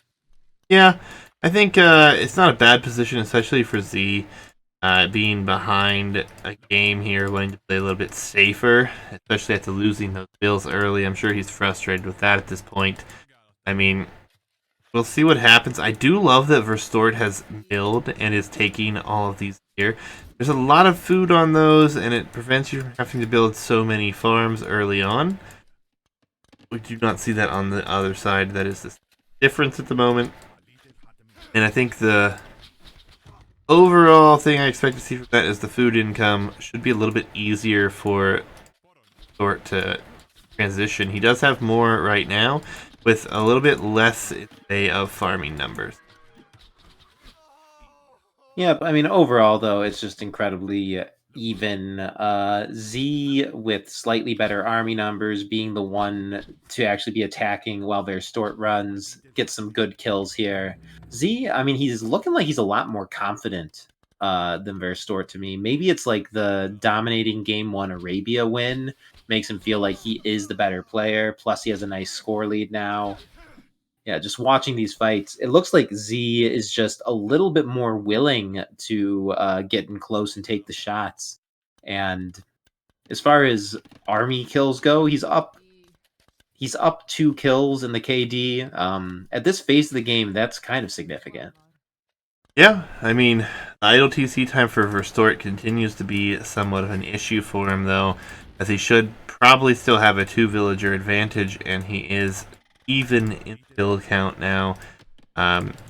Ultimately, Verstoert has had some interesting moments with the macro and town center timings, but all in all, has taken 2 of the 3 games, so still sitting in a fine position. Wheelbarrow coming in for Verstoert here. That will be a nice little boost to his economy, as he will also be clicking to the Castle Age. Immediately following that, he probably will queue it here momentarily even. And behind this, he has clicked as well, but he will not have Wheelbarrow going up, so that would be the time difference here. Isn't too bad. Yep. And this is starting to feel a little bit like the game one Arabia, with both players going feudal archers, and then I'm assuming prepping stable switches. Yep, they are both properly prepping stable switches. Though this time Z has a pretty large archer army. It would surprise me greatly if he just completely abandons the archer techs.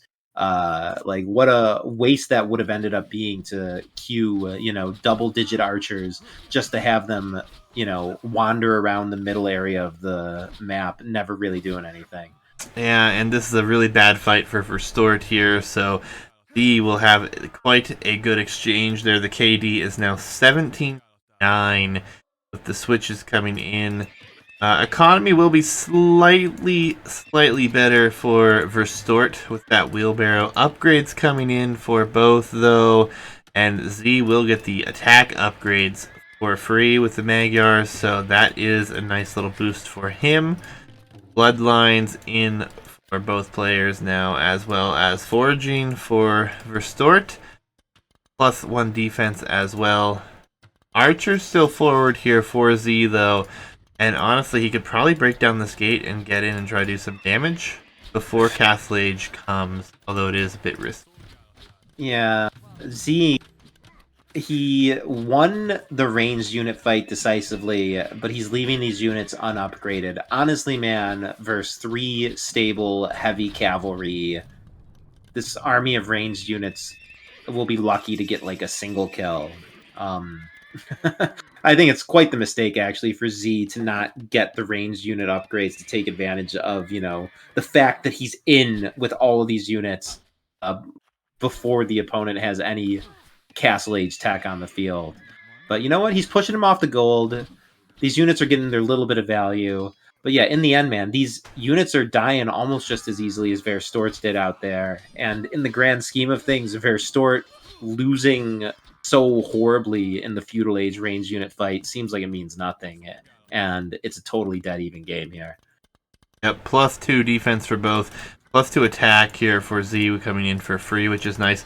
And we should see Z know that he's behind on the stable numbers after seeing those 3 knights instantaneously. I'm going to shift over very quickly to his point of view because I don't know if he did, in fact, see the 3 range as well.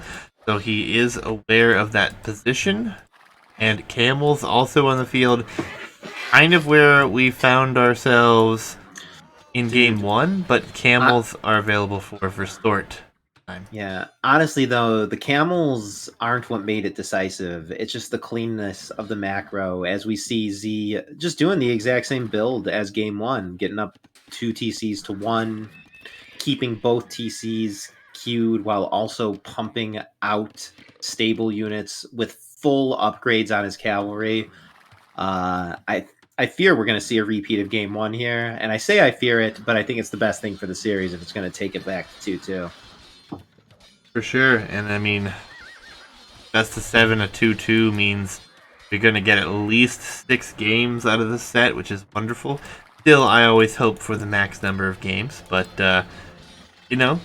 we'll see what we end up with as the military for Verstoert is just straight up attacking a gate, and I don't think they're all attacking here. I think this is a very rough fight for Verstoert here, as he will likely win it with that HP and the camels being there.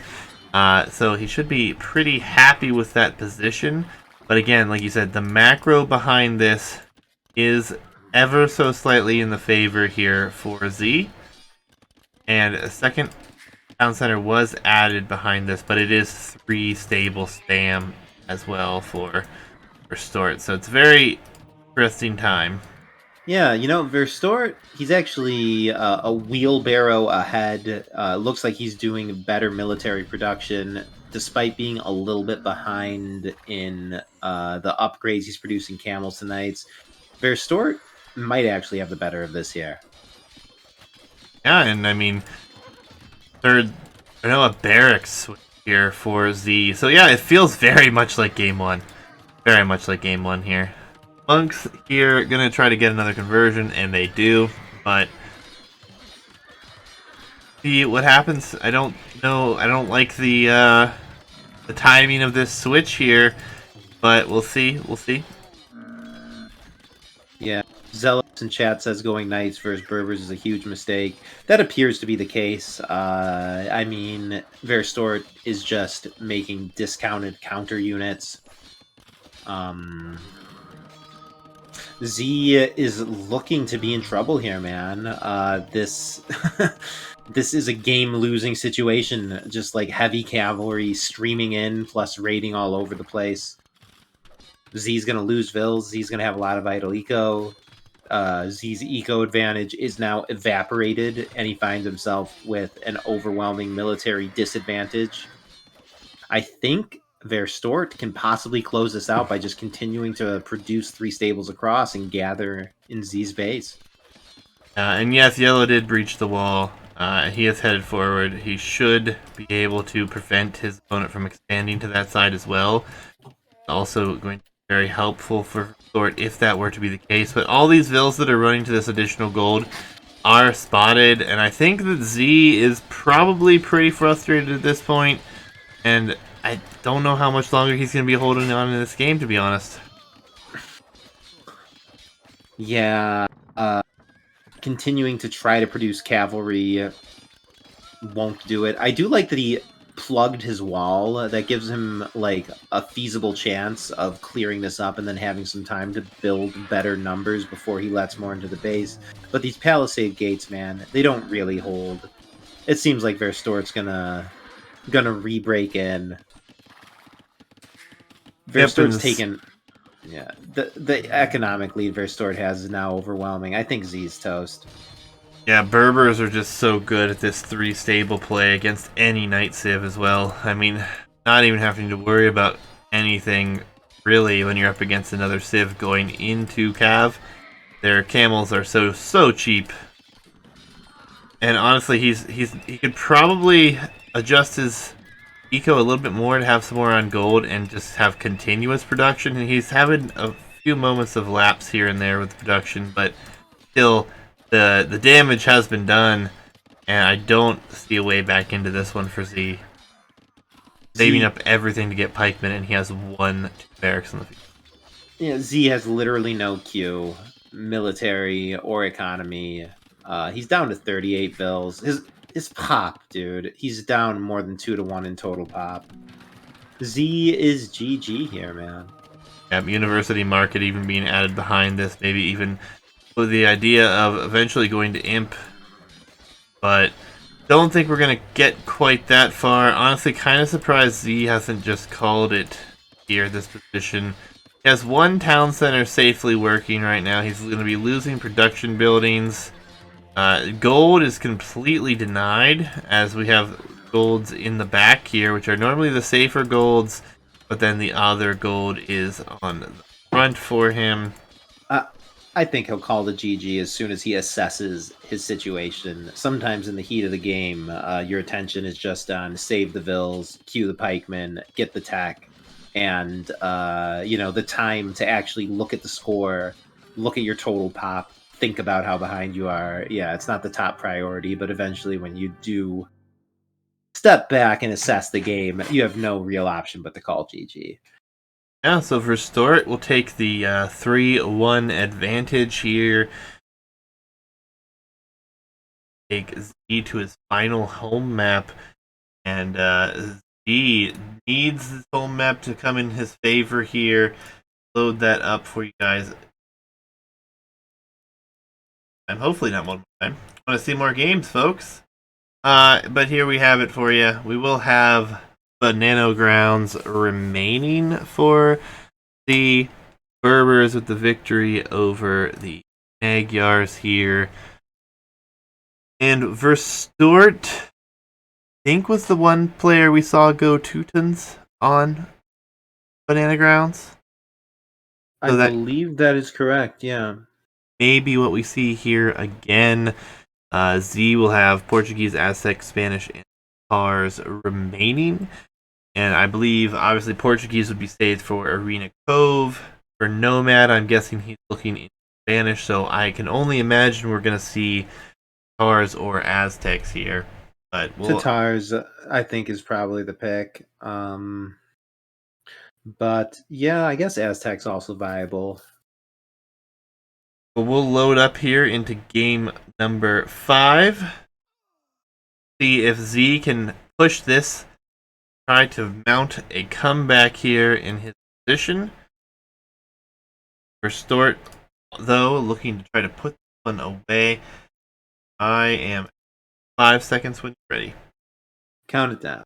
3, 2. Verstoert indeed going with the Teutons. We saw this work out for him in the past, and honestly, it was an impressive victory at that. But on the opposite side, Z going with Stars. Another civ that we do see on this map a little bit more frequently. We'll see how that works out. Players will be competing for all of these random herdables and the hunt in the center of the map. All the gold and stone spread out quite evenly in the center, as well as a few berry bushes as well. Yep, and crucially, players start with very little food at home on this map. Just 2 deers, just 1 boar, and the result of this is that feudal fighting is essentially a must, and Verstoert, I think, pioneering the Teuton pick here. Teutons with the cheaper farms is like actually a brilliant pick on this map, because with that lack of food at home, people end up farming a lot earlier than they otherwise would, and the Teuton cheaper farms just start paying off so hugely so early. Tatars, on the other hand, they're a classic pick on this map. DA do very well. Players end up spreading out all across the base or all across the map. Mobility pays off hugely. But Teutons, I think, can really take a huge early eco advantage and possibly deny Tatars the chance to get up to any good Cav Archer numbers. Exactly, and another bonus we didn't touch on for Tatars is they do get the longer lasting goats. So they do get a little bit more food out of them, which is kind of a little bit of a assisting motion for them on this map, making them another good viable option. But yes, the Teutons farming bonus is something that out of the probably 150 games I've seen on this map, Verstoert, the first one to go for the Teutons. So I am very curious to see what he can go for with them here. Though I do kind of hope Z takes the next 2 games so we have a game 7. But one of these days, we'll see what happens. I think we do have a villager headed towards the front just for a house. I thought it was going to be for hunt here. Elephants in for both players. Idle T time is at 1 second apiece. So another even beginning the game here. Yep, as Z goes out for some hunt and berries in the mid. I like this. As I was saying, the map is so sparse on food. He's saving himself the need to make some very early farms here. These vills will potentially be exposed later, but you got to do what you got to do in order to be competitive with early food collection. And at this point, these vills are super safe out here. It's free real estate. I mean, I don't know about super safe. This monkey has proven to be changing the opinion of other people in that respect. But yeah, I mean, this is the best time to be out here, and that free food is quite a helpful situation. Pushing in the deer at home as well. Verstoert looking to take a good position with economy. Pushed both deer in at home. Brought in the elephant. Has 7 goats that remain uneaten here. So still a good bit of food at home for him, and moving out to take deer. Pretty good position. But back home for Verstoert, he will be walling up his base nice and early with these very tight walls, and he will elect to go onto berries at home. Not surprising, he wants to play this 100% safe and get those Teuton farm numbers up here. Yep, I like it. He's got a gold safely inside his walls. He has all the wood he needs for days. It does look like his current wall foundations do leave a hole, but maybe he'll patch it. I'm talking like the top side. It looks like he kind of walled to a straggler. Yeah, there's definitely a But gap in between. It's very difficult to see, but you can see with these tiles that there is definitely a gap in between there. So there will be... he'll have a chance to scout the hole. I have faith that he'll find it. And D is forward, and he will be trying to check out positioning here, hoping to grab himself a Vil pick potentially. But he should also be very happy with his position as he's to the feudal age so much faster at this point. Yep, but a fast feudal into a fully walled opponent, given the meta on this map being scouts, is not necessarily useful. Indeed. We'll see if he notices this hole. This could be a very game-changing. Could it go unnoticed? And we don't have the barracks up just yet. Looks like he's rushing down the wall since it's up. Leaves me to wonder if he will see this or not. These are downhill. Hard to tell with the elevation, but all these wood lines will be downhill from the terrain. You kind of see it with that grassy terrain on this generation, and that makes scouts all the more deadly on this map. He doesn't see it. He took the Vil away.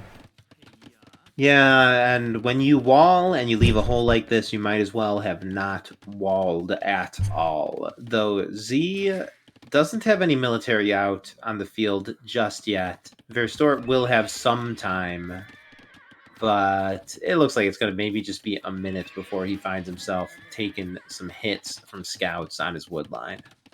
Yeah, I mean, he'll have his own scouts to defend with, but they will not have husbandry. Obviously not a big deal if his opponent doesn't have it either, but still will be somewhat of an issue. Keep up with his opponent, as we do have the monkey for Verstoert forward here, and Z does notice in time, gets one Vil away, and I think he'll save the question. He did take all of the hunt and has begun to take the berries as well, so he's feeling very comfortable there. And here come those Teuton farms. The first scout is out here, though, and will begin to attack a palisade wall. See if once he has some numbers, we can. Yeah, sometimes the holes don't matter because the opponent just assumes they're not there. I assume eventually the scouts will navigate their way around the edge, but yeah, lucky for Stort, Z is respecting the fake walls here. Yeah, but he's on the move. He may have clicked in. Two scouts are going to find this hole. They will be in, and gonna run around a bit here, try to pick off some villagers under the town center, though. Oh, could have lost that scout. I think he was a little too quick to ungarrison the town center as he tries to keep this open. And a very nice position wall here for V, so he will finally wall that up, and he will have some scouts of his own on the field, but only one right now as he elected to go for a spearman in defense as well. Yep, overall, Verstoert takes essentially no damage. He's getting to take full advantage of that Teuton eco bonus. Verstoert basically performing his planned strat for the map as Z kind of running around doing nothing with these scouts. 5 is kind of a lot just to take some map control here. I'd imagine Verstoert's going to be a lot quicker up to Castle Age. And I'd imagine he'll get there with a much better economy, too, with all these Teuton farms. Yeah, 6 scouts being invested into in total compared to 2 scouts, 2 spears. Definitely a large investment. And behind the Z is not fully walled. He only has 9 farms as compared to 21 farms here for Verstoert. Yeah, I mean, this is just sick, man. As Z, I was feeling like it was so dangerous to leave these vills out here, is going to get punished for it. Yeah, running away just a little bit too late. As 1 goes down, 2 will inevitably go down, and possibly even more. Yeah, the low HP vills as well being stuck out here. Not exactly what you need. It will definitely be 3 vills, I think. And the scouts will be able to get in and try to do some more damage here as Verstoert is going to be pretty safe. There are spears, and the scouts do come back, so D was definitely very, very worried about this, not even wanting to try to stay forward and trying to batter his way and trying to deal with spears. So I mean, Z just left himself so vulnerable. No walls, Vills in the mid. I don't know what he expected to happen, but those scouts did exactly what I would have expected them to, given Z's wide open setup. Yeah, looks like Z will be up faster. Missing a building, though.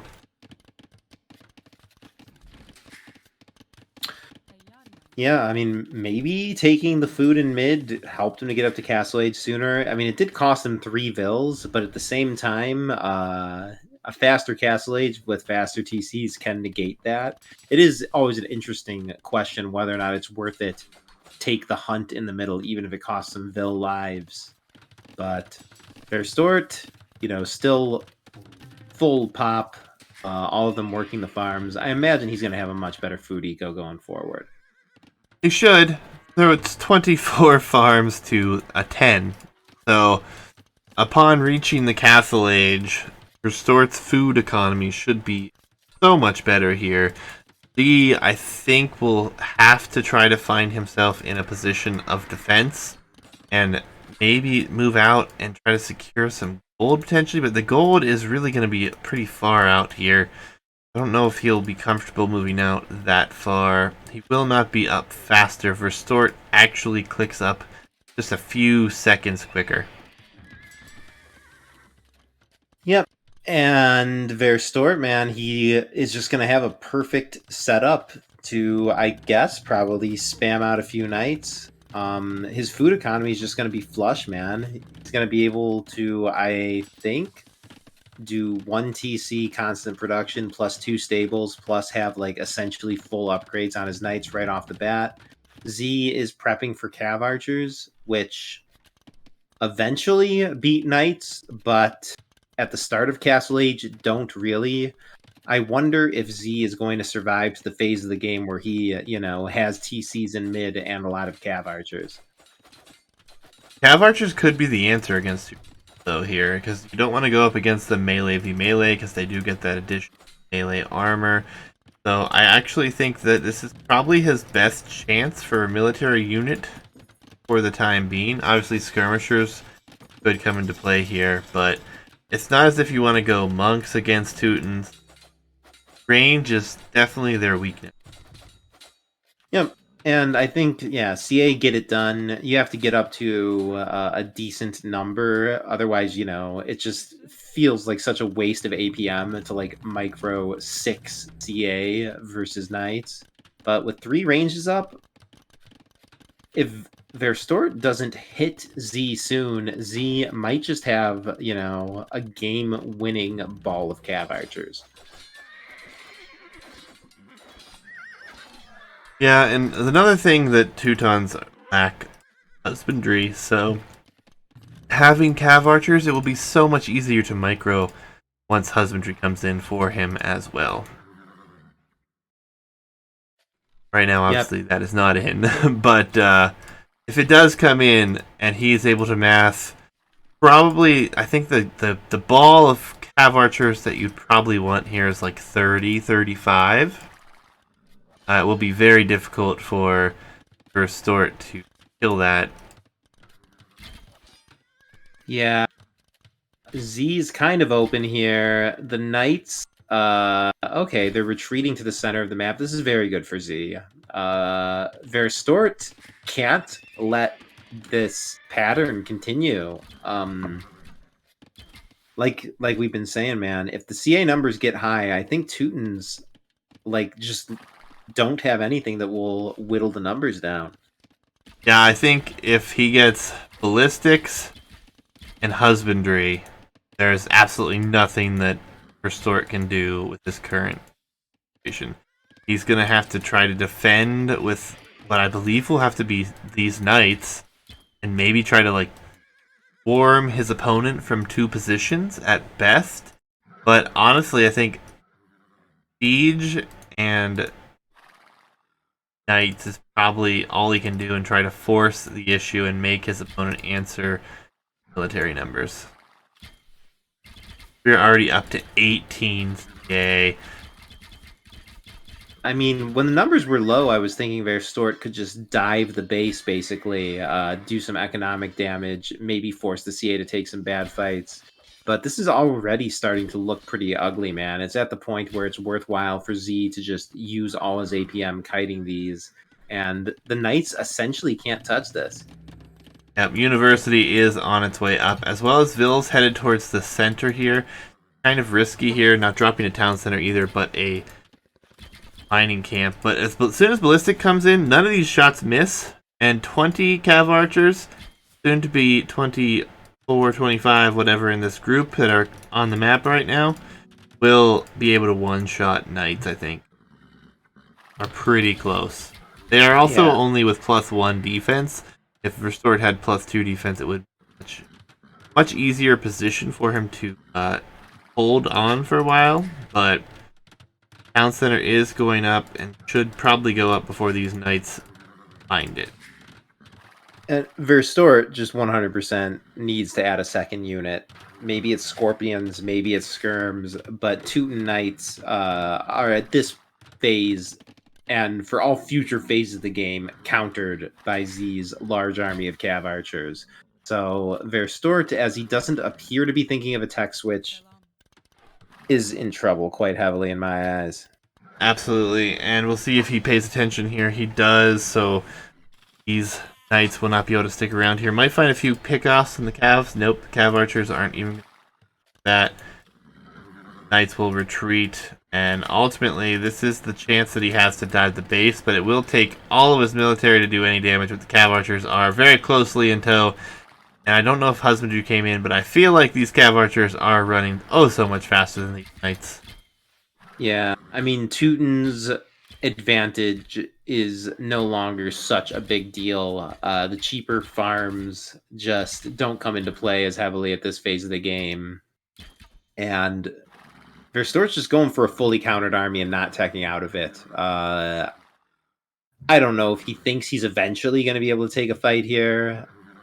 Maybe he's just like trying to out macro the opponent, but that doesn't make sense because he's on 1 TC. I mean, I he's think adding town centers. What he needs to do is he needs to get +2 defense, and he needs to go into what I believe is going to have to be skirmishers or siege to have a chance even here. I think that like most pros would mix in some scorpions. I mean, scorpions do kind of scare away the CA. But as we talk about all these different options, Verstoort's not thinking about them. He's not counterattacking the enemy in any meaningful way. And ballistics will be in, and we're about to see a lot of knights go down very quickly. The shot's not going to miss as frequently, if at all, here. The knights are in, but there are a lot of cav archers here to deal with them, and a lot of these knights are really low HP. But there will be some economic damage, but honestly with this ball, this is all you really want with cav archers, as long as you can save your economy in a somewhat of a position. Yeah, Be just and fine here. the ecos are still quite close. If Verstoort just preserved his knight numbers, ran away, and mixed in something which counters the CA, he would be all right. I don't know why he's so stubbornly committed to this.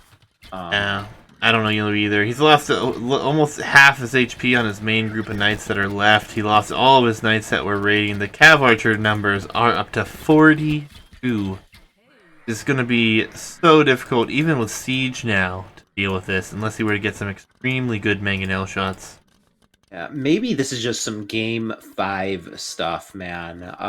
We're pretty deep into the series at this point. These players have been juicing their brains for a couple hours at this point. And yeah, Verstoort's just having a big brain fart here.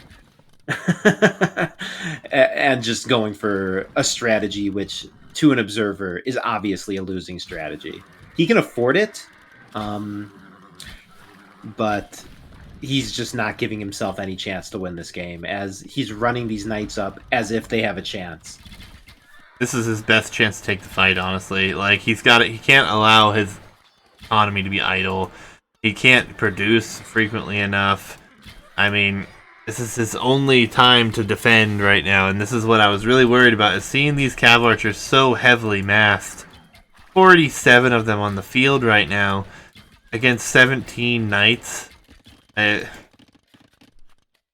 walls, no control of the center. Gold is down to 3 tiles and slowly but surely running out at home here.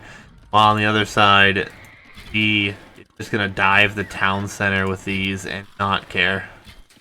Yep, I think Z might be sealing it now. Yep, Verstoert calls GG. I think we just witnessed a little bit of mental exhaustion by him. It was a fine strategy. We've complimented many times the idea to take advantage of the Teuton's eco bonus.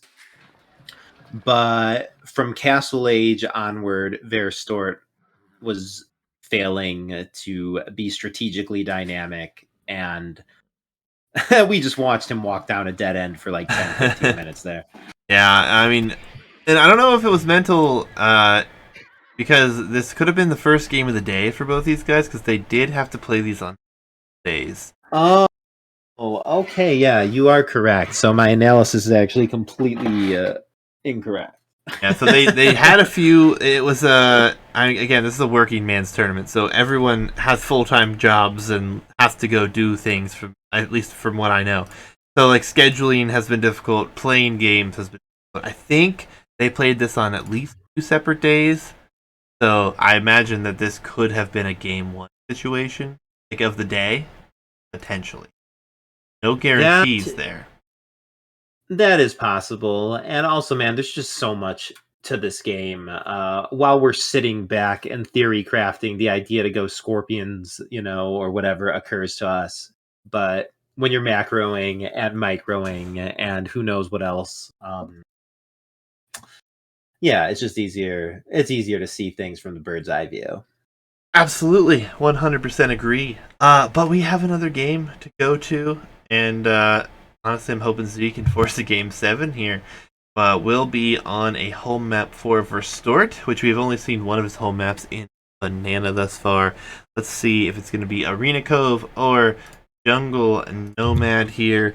Gonna get in and load up the game. I believe it is going to be, Jungle Nomad. For game 6 will be Spanish against the Mongols. Verstoert with the Mongols. With Spanish. I am at 5 seconds when you are ready. Oh, let's count it down. And Kaitos, I'm honored that you're watching while driving, but I discourage people to watch anything while driving. 100% agree. But we're going to go at 3, 2, 1, go.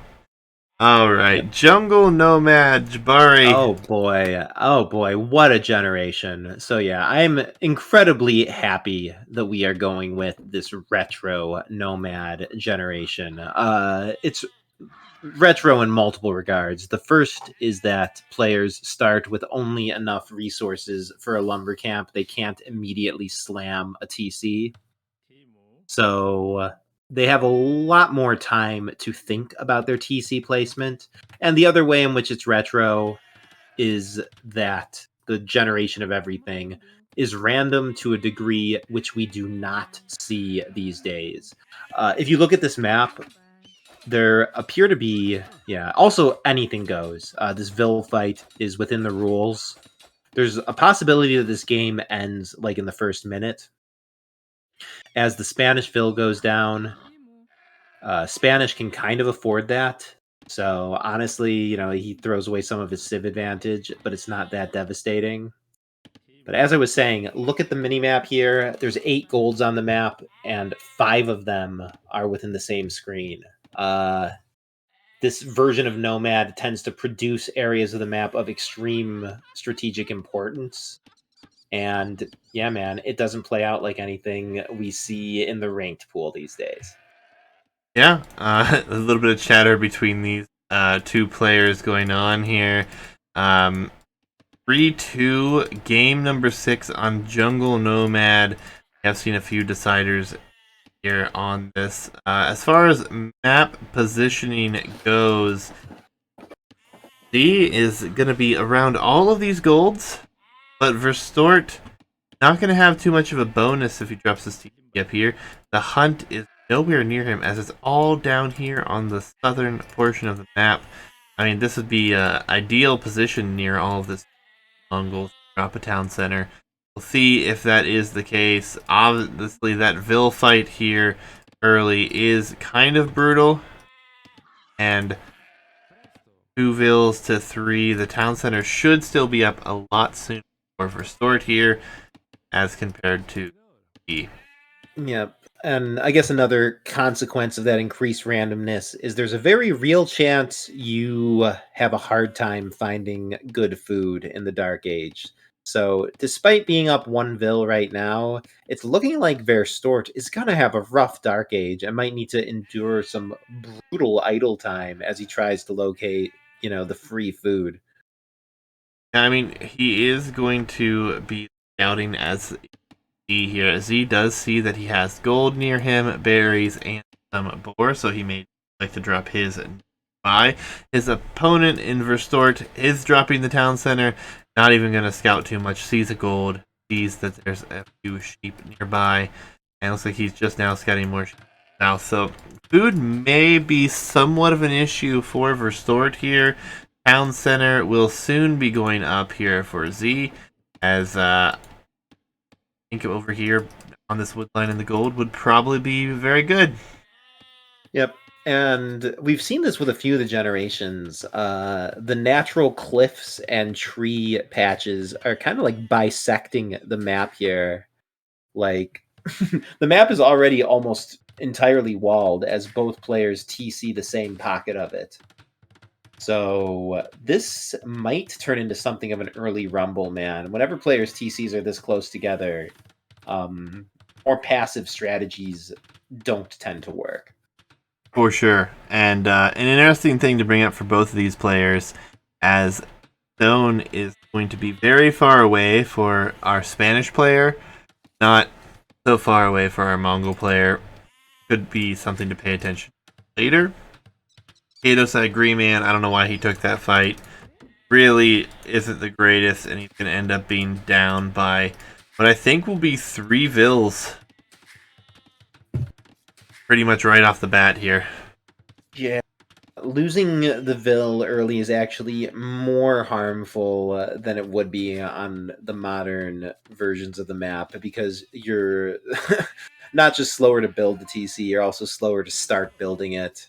And yeah, it looks like Verstoert will also be the first one to scout the opponent's TC, giving him another advantage.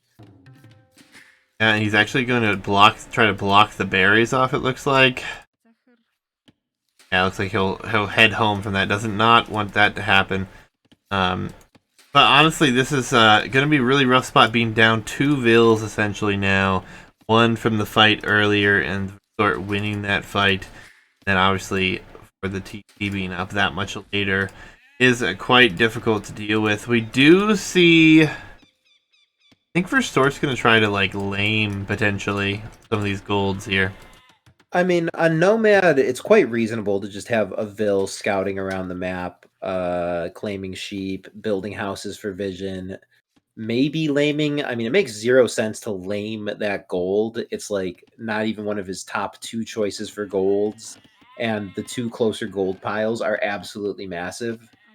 Um, Yeah, I mean, maybe he's but going to try to choke his opponent in, though. He's got this huge cliff here. He could just build a house here to make it that much more difficult. And it looks like he is going to build the house there. that would have been genius, but he's just a little bit too late. Yeah, and now Z sees this, sees its low HP, and will head in that direction. Try to take it out, it looks like. But no, he's going to bring in the boar instead. Which isn't a bad thing, and ends up getting a sheep in the deal as well. Loom already in as well, so this should make it no problem. But now we are going to see the lame, the additional 2 boar here. That way his opponent cannot have them. I don't even think he knew about all of them. I think he so. Yep, this is absolutely huge value. The difference between having 1 and 3 boars, I mean, is everything. Though Verstoert himself looks like he might be going boarless in this Dark Age. Yeah, he does have quite the number of sheep, though, as he has, what is this, 6 on the southern edge already, and he is going to head to the south as he sees the hunt down here. It looks Yep. like Yep, and he he sees will the have one boar boar. as well. Okay, so Verstoort is actually recovering here fabulously. Excellent lames, excellent job finding these huntables in the left side here. And Verstoort, it looked like he had better map position originally, but in the end, man, he's down 5 vills already.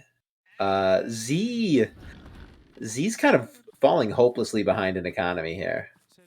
Yeah, being down 1 vil, having those issues early, it's going to be really difficult to deal with this. I mean, Mongols, too, with all of this food at their disposal, and a 4 villager advantage is absolutely brutal for Z to try to come back from. And this town center and the positioning of all of these golds would be able to be ranged by gold or by range units. So he really doesn't have a whole lot under his control at this point. And yeah, we're going to see this house here again. So V is going to try to go for the killing blow here in game 6. He does not want to give up his position. He sees the score. He knows he's super ahead after killing that Vil.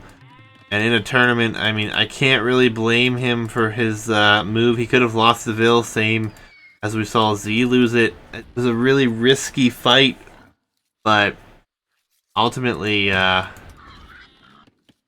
going to be really, really difficult. Look at this. He's going to even lay stone. Verstoert is just using this Vil to lame everything as much as possible to buy himself time here. Indeed, man. This is a chaotic land nomad start, but I guess this is what the map brings out. Just plays and situations that you would never see on a normal random map, and this is kind of what Age of Empires is all about in some sort of weird way. Indeed. And the queue for Verstoert is going to continue to be strong. He hasn't even taken a boar yet. He's still just taking all of this hunt down here. The deer being so much faster here, not a bad way to go about it. Honestly, I think he should send more Vils down there. But he is going to drop a house on the town center here for Verstoert. And if he sees this Vil will probably die. Yep, I mean, that's one way to discover where the enemy TC is. And in the end, I mean, Z's down 4 Vils, 3.5 maybe. It's bad, but it's definitely not GG. I can see Z pulling this back. Yeah, we'll see how long it takes him to get up here. The issue, I think, for him is he's not going to have a whole lot of places to go. He's kind of stuck in between these cliffs. I mean, he could get battered on this house, potentially. If he gets out some way, he might be okay, but this feels weird as V is going to go and he's going to try to wall up all the stones on the map. Not want his opponent to have a chance to get to those units as V takes the hill here, and V should win this fight here. Yeah, V will have to move away, try to take the hill, but it's a pretty good advantage here for Verstoert. Trying to wall it potentially to get that Vil from.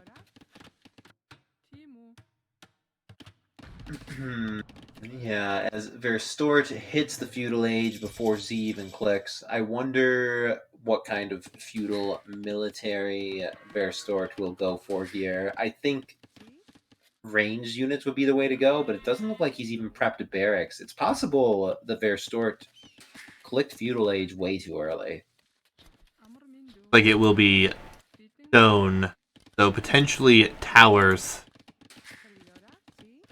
Yep, towers could be huge here. They could zone Z off of all of his farms, which he desperately needs. But at the same time, in the current meta, it can be tough to tower rush. The Vils can rush it down pretty easily.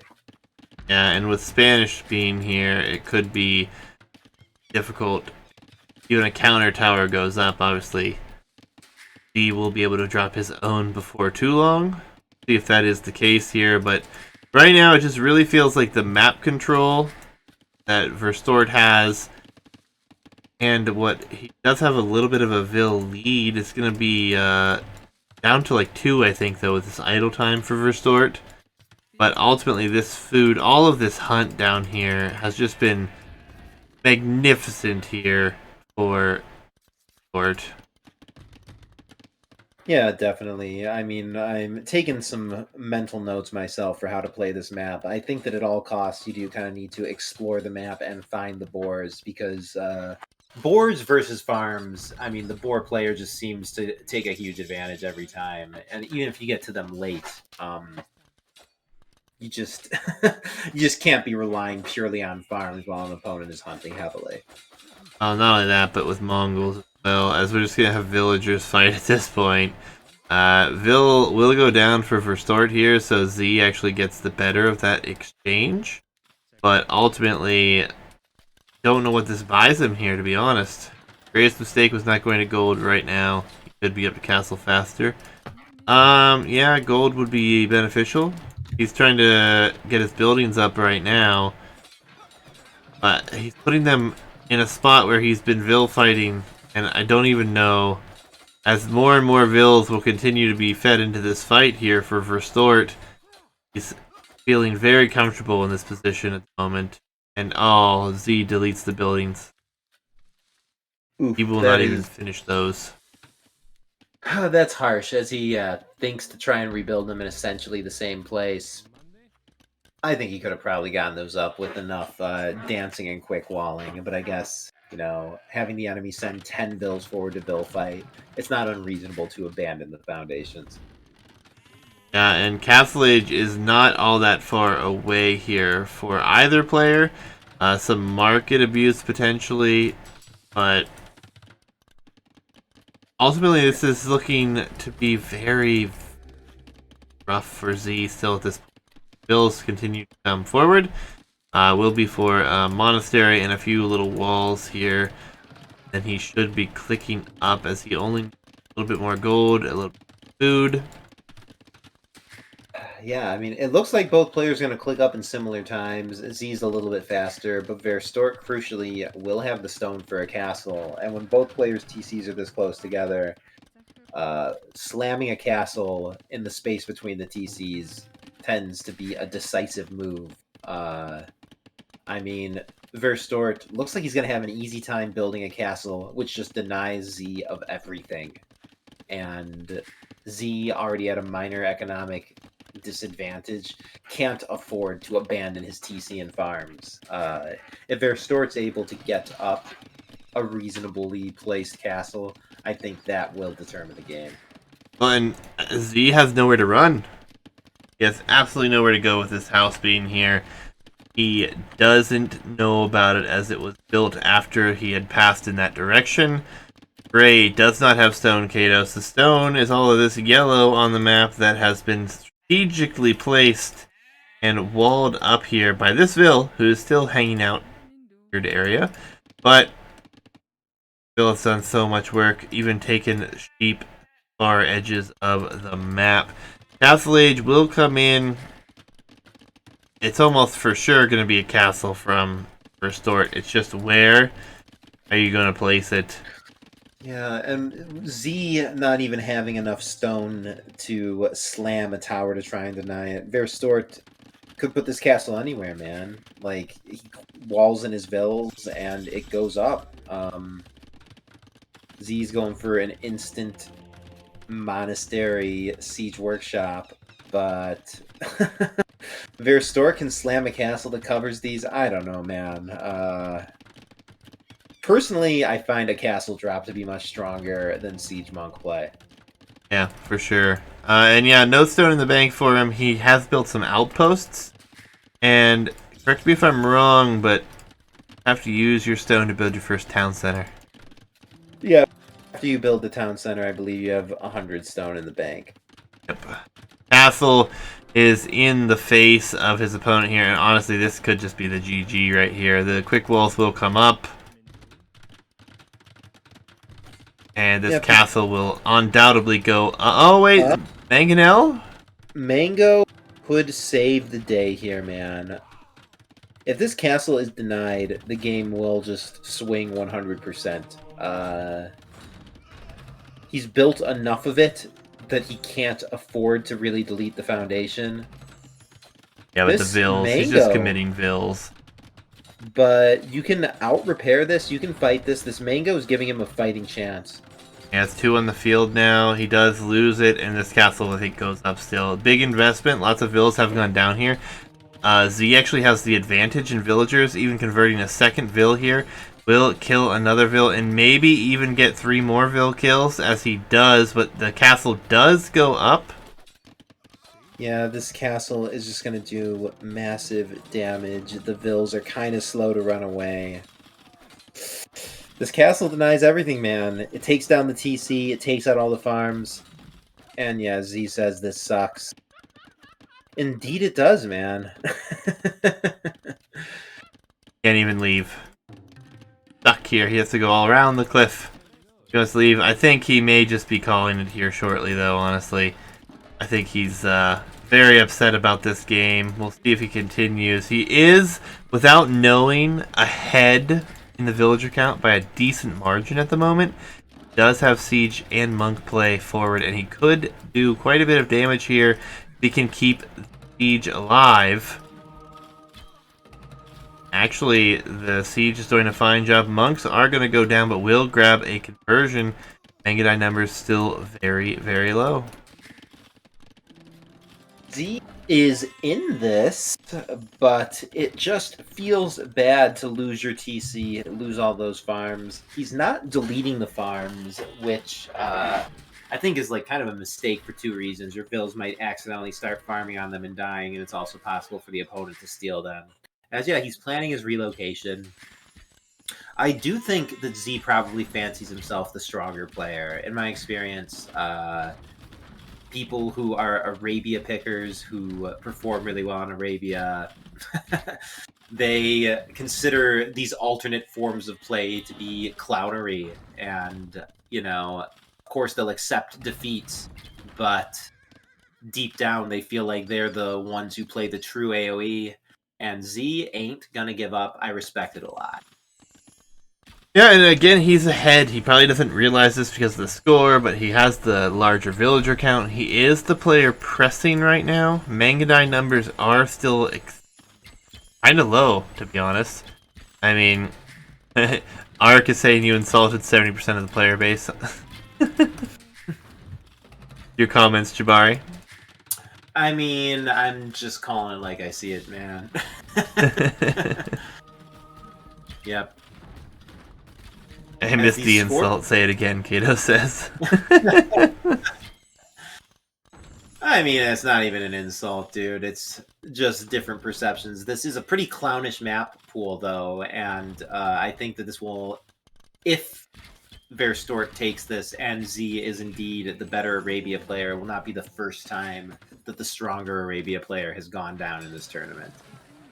Yeah, I mean, it's been an interesting position as the Mangadai dive the monks here for Verstoert. Big wins for the monk snipes here, but Mangadai getting away from here, not really taking a ton of damage. I mean, Mangadai, their massive bonus versus Siege are just... They're just absolute pests, dude, to micro down with Scorpions and Mangonels. Yeah, it's definitely not a long-term solution as the Mangadai numbers get up to where you can, like, 2-shot Siege. It's pretty easy to just go in with your, you know, small group of Mangadai, dodge a few shots, and take out an entire group of Siege units, which is kind of what I think we're about to witness here. Oh, big shots. Oh, I couldn't be more wrong.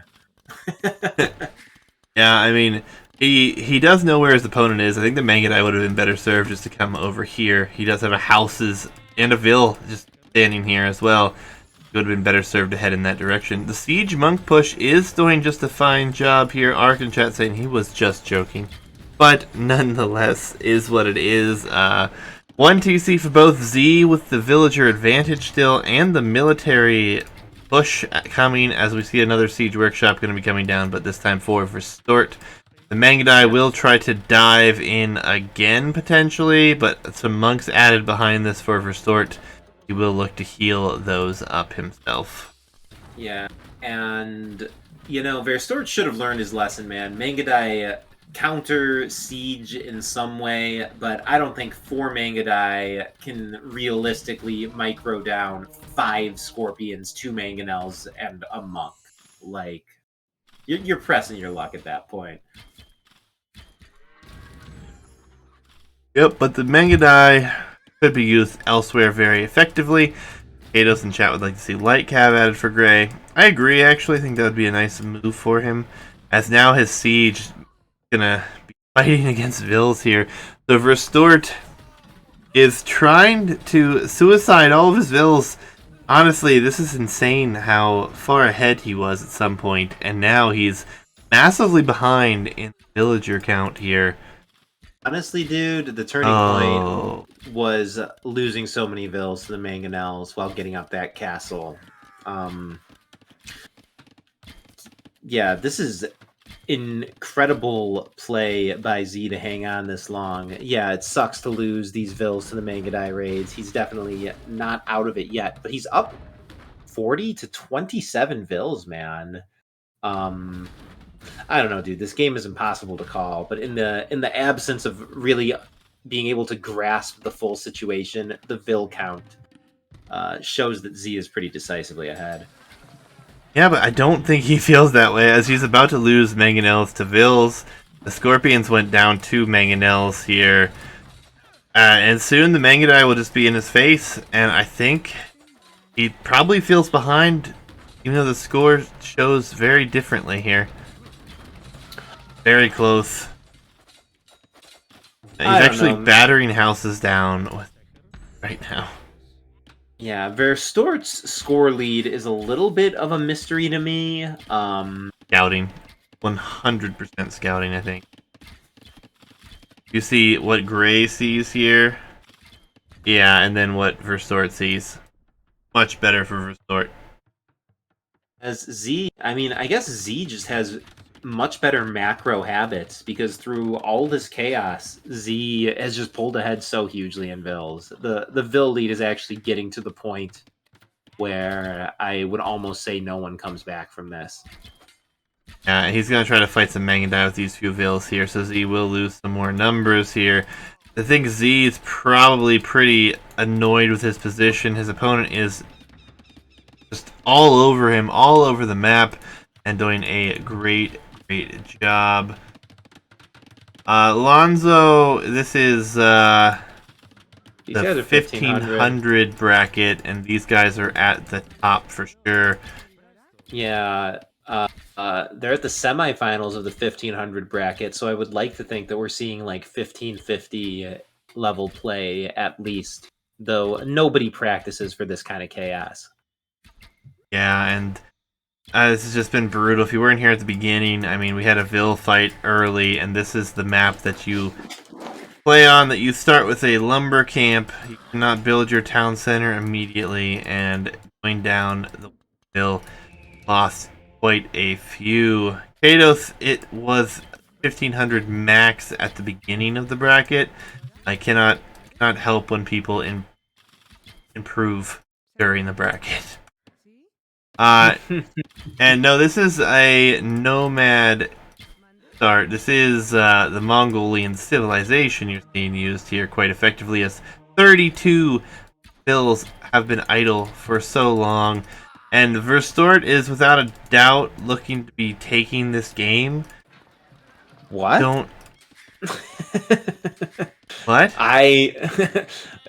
What? I completely disagree, man. I think Z has shown his scrappiness, dude, to like get your starting TC castle dropped, and to like 15 minutes in game time later still have a Vil lead and be at parity with eco numbers. I mean, he has a Vil lead, but his worker efficiency's been like 30% or less for the last 5 minutes. They have a ram push, 5 rams invested into this against Mangadai with villagers, no support. I mean, this is going to die, no question. This castle will stand. His economy is back up to 40% efficiency rate right now. He's completely wood and has a whole 10 farms behind this. I just don't see how he comes back from this position. I feel like he's been in the process of coming back all game. He's going into skirms versus a mono Mangadai army. If he can, demonstrate some superior macro, a little bit of skirm defense, like Spanish can beat Mongols in the late game, and Verstoert is looking like he's just being completely unable to kill off Z, man. He's cockroaching it, dude. Like, I don't see Z dying soon.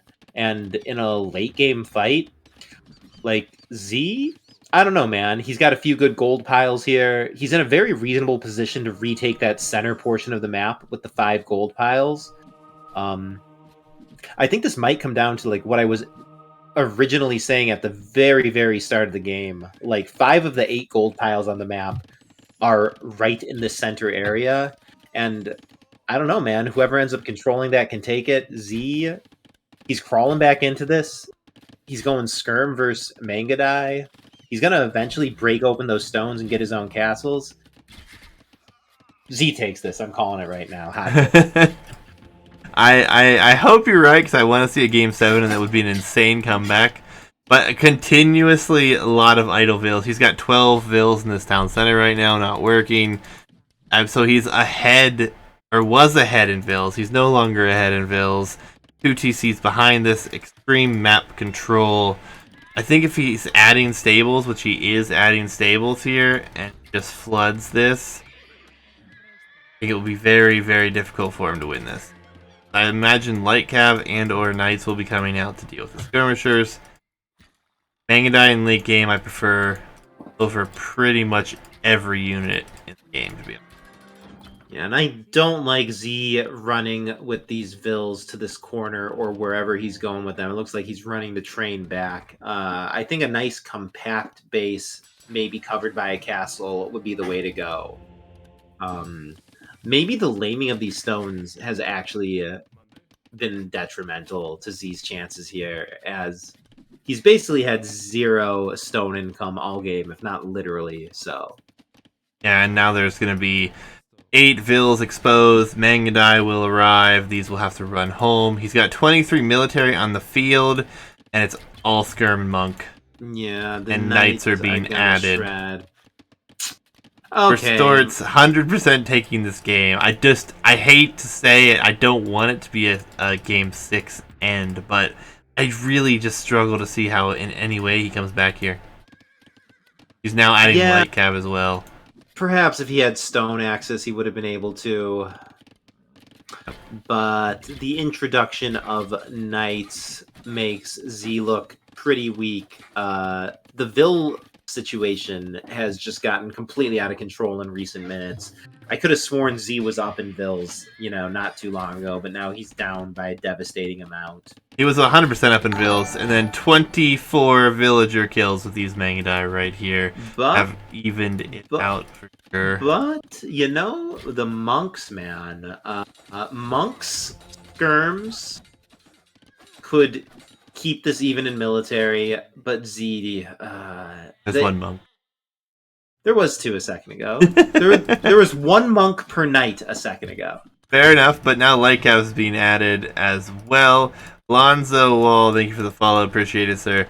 Bloodlines +1 defense coming in, as we have what will be 4 units that will probably kill 29 units here potentially. I guess without the armor it's questionable, but once the knights show up, with no monks in room, as more Vils go down, Mangadai find more. This is a lot of skirms. The Vil lead is 20 now for Verstoert. Yeah, that's some unaffordable Vil death. he can cockroach this for as long as he wants to, and I can hope that he's going to win this and push it to Game 7. I just don't see it happening at this point. I can applaud him for wanting to try on here, do everything he can to try to stay in this, but every time he seems to have any sort of a position on the map, whether it be stone or gold as knights or even deleted there in favor of this monk not getting the situation, this stone is highly visible. He's lost how many vills here? The map control is literally like 90%, I feel like, for Verstoert. Okay, so I'm going to push back on the map control point. This one area of the screen is all the map you need to control.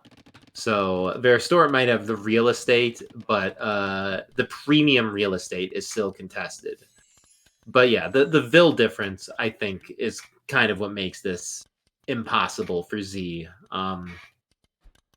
As it looks like the Vil lead is just going to get widened. Oh, no, the Mangadai retreat. I think he needs to stop with Mangadai altogether here and just go full light cav spam, full upgrades. But, you know, he's sitting back. He's got 2 town centers at 69 vills here to 36. Even a Mangonel would be marvelous here. Deal with all of this just fine. Light cav numbers continue to grow. There's what? 31, 33 skirmishers. Yeah. Oh, and the monks get sniped. The score is still like on the edge of being competitive, so I can understand Verstoert respecting this and not wanting to dive in with the Mangadai. But yeah, 1 versus 2 TCs, it's just getting worse and worse for Z. Yeah, and the Mangadai again will find even more villager kills. These Mangadai up to what will be 37 villager kills by the time this is all over. Light cav dive. Monks are gonna lose out to light cav here. Woodline, if it gets hit, 15 vills roughly. Don't want to quit because it's the last game, but man, yeah. It hasn't even noticed this yet.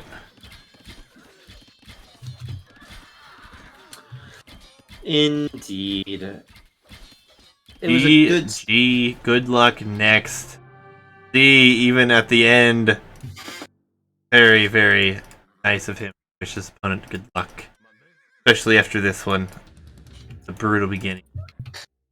Yep, a very good series. Sad to see Z go, but I think we have a pretty nice send-off meme for him here. We'll update the bracket really quickly, and then we'll go that. But GG's, well played. Hell of a set. 4-2 in a best of 7. No complaints for me here. I wish both these players the best. Verstoert will move on here. He'll face the winner of Captain Thomas versus Jabari, which will be played ever so soon, which will be Monday, I believe they play. That is the plan. Verstoert takes it, moves on, guys.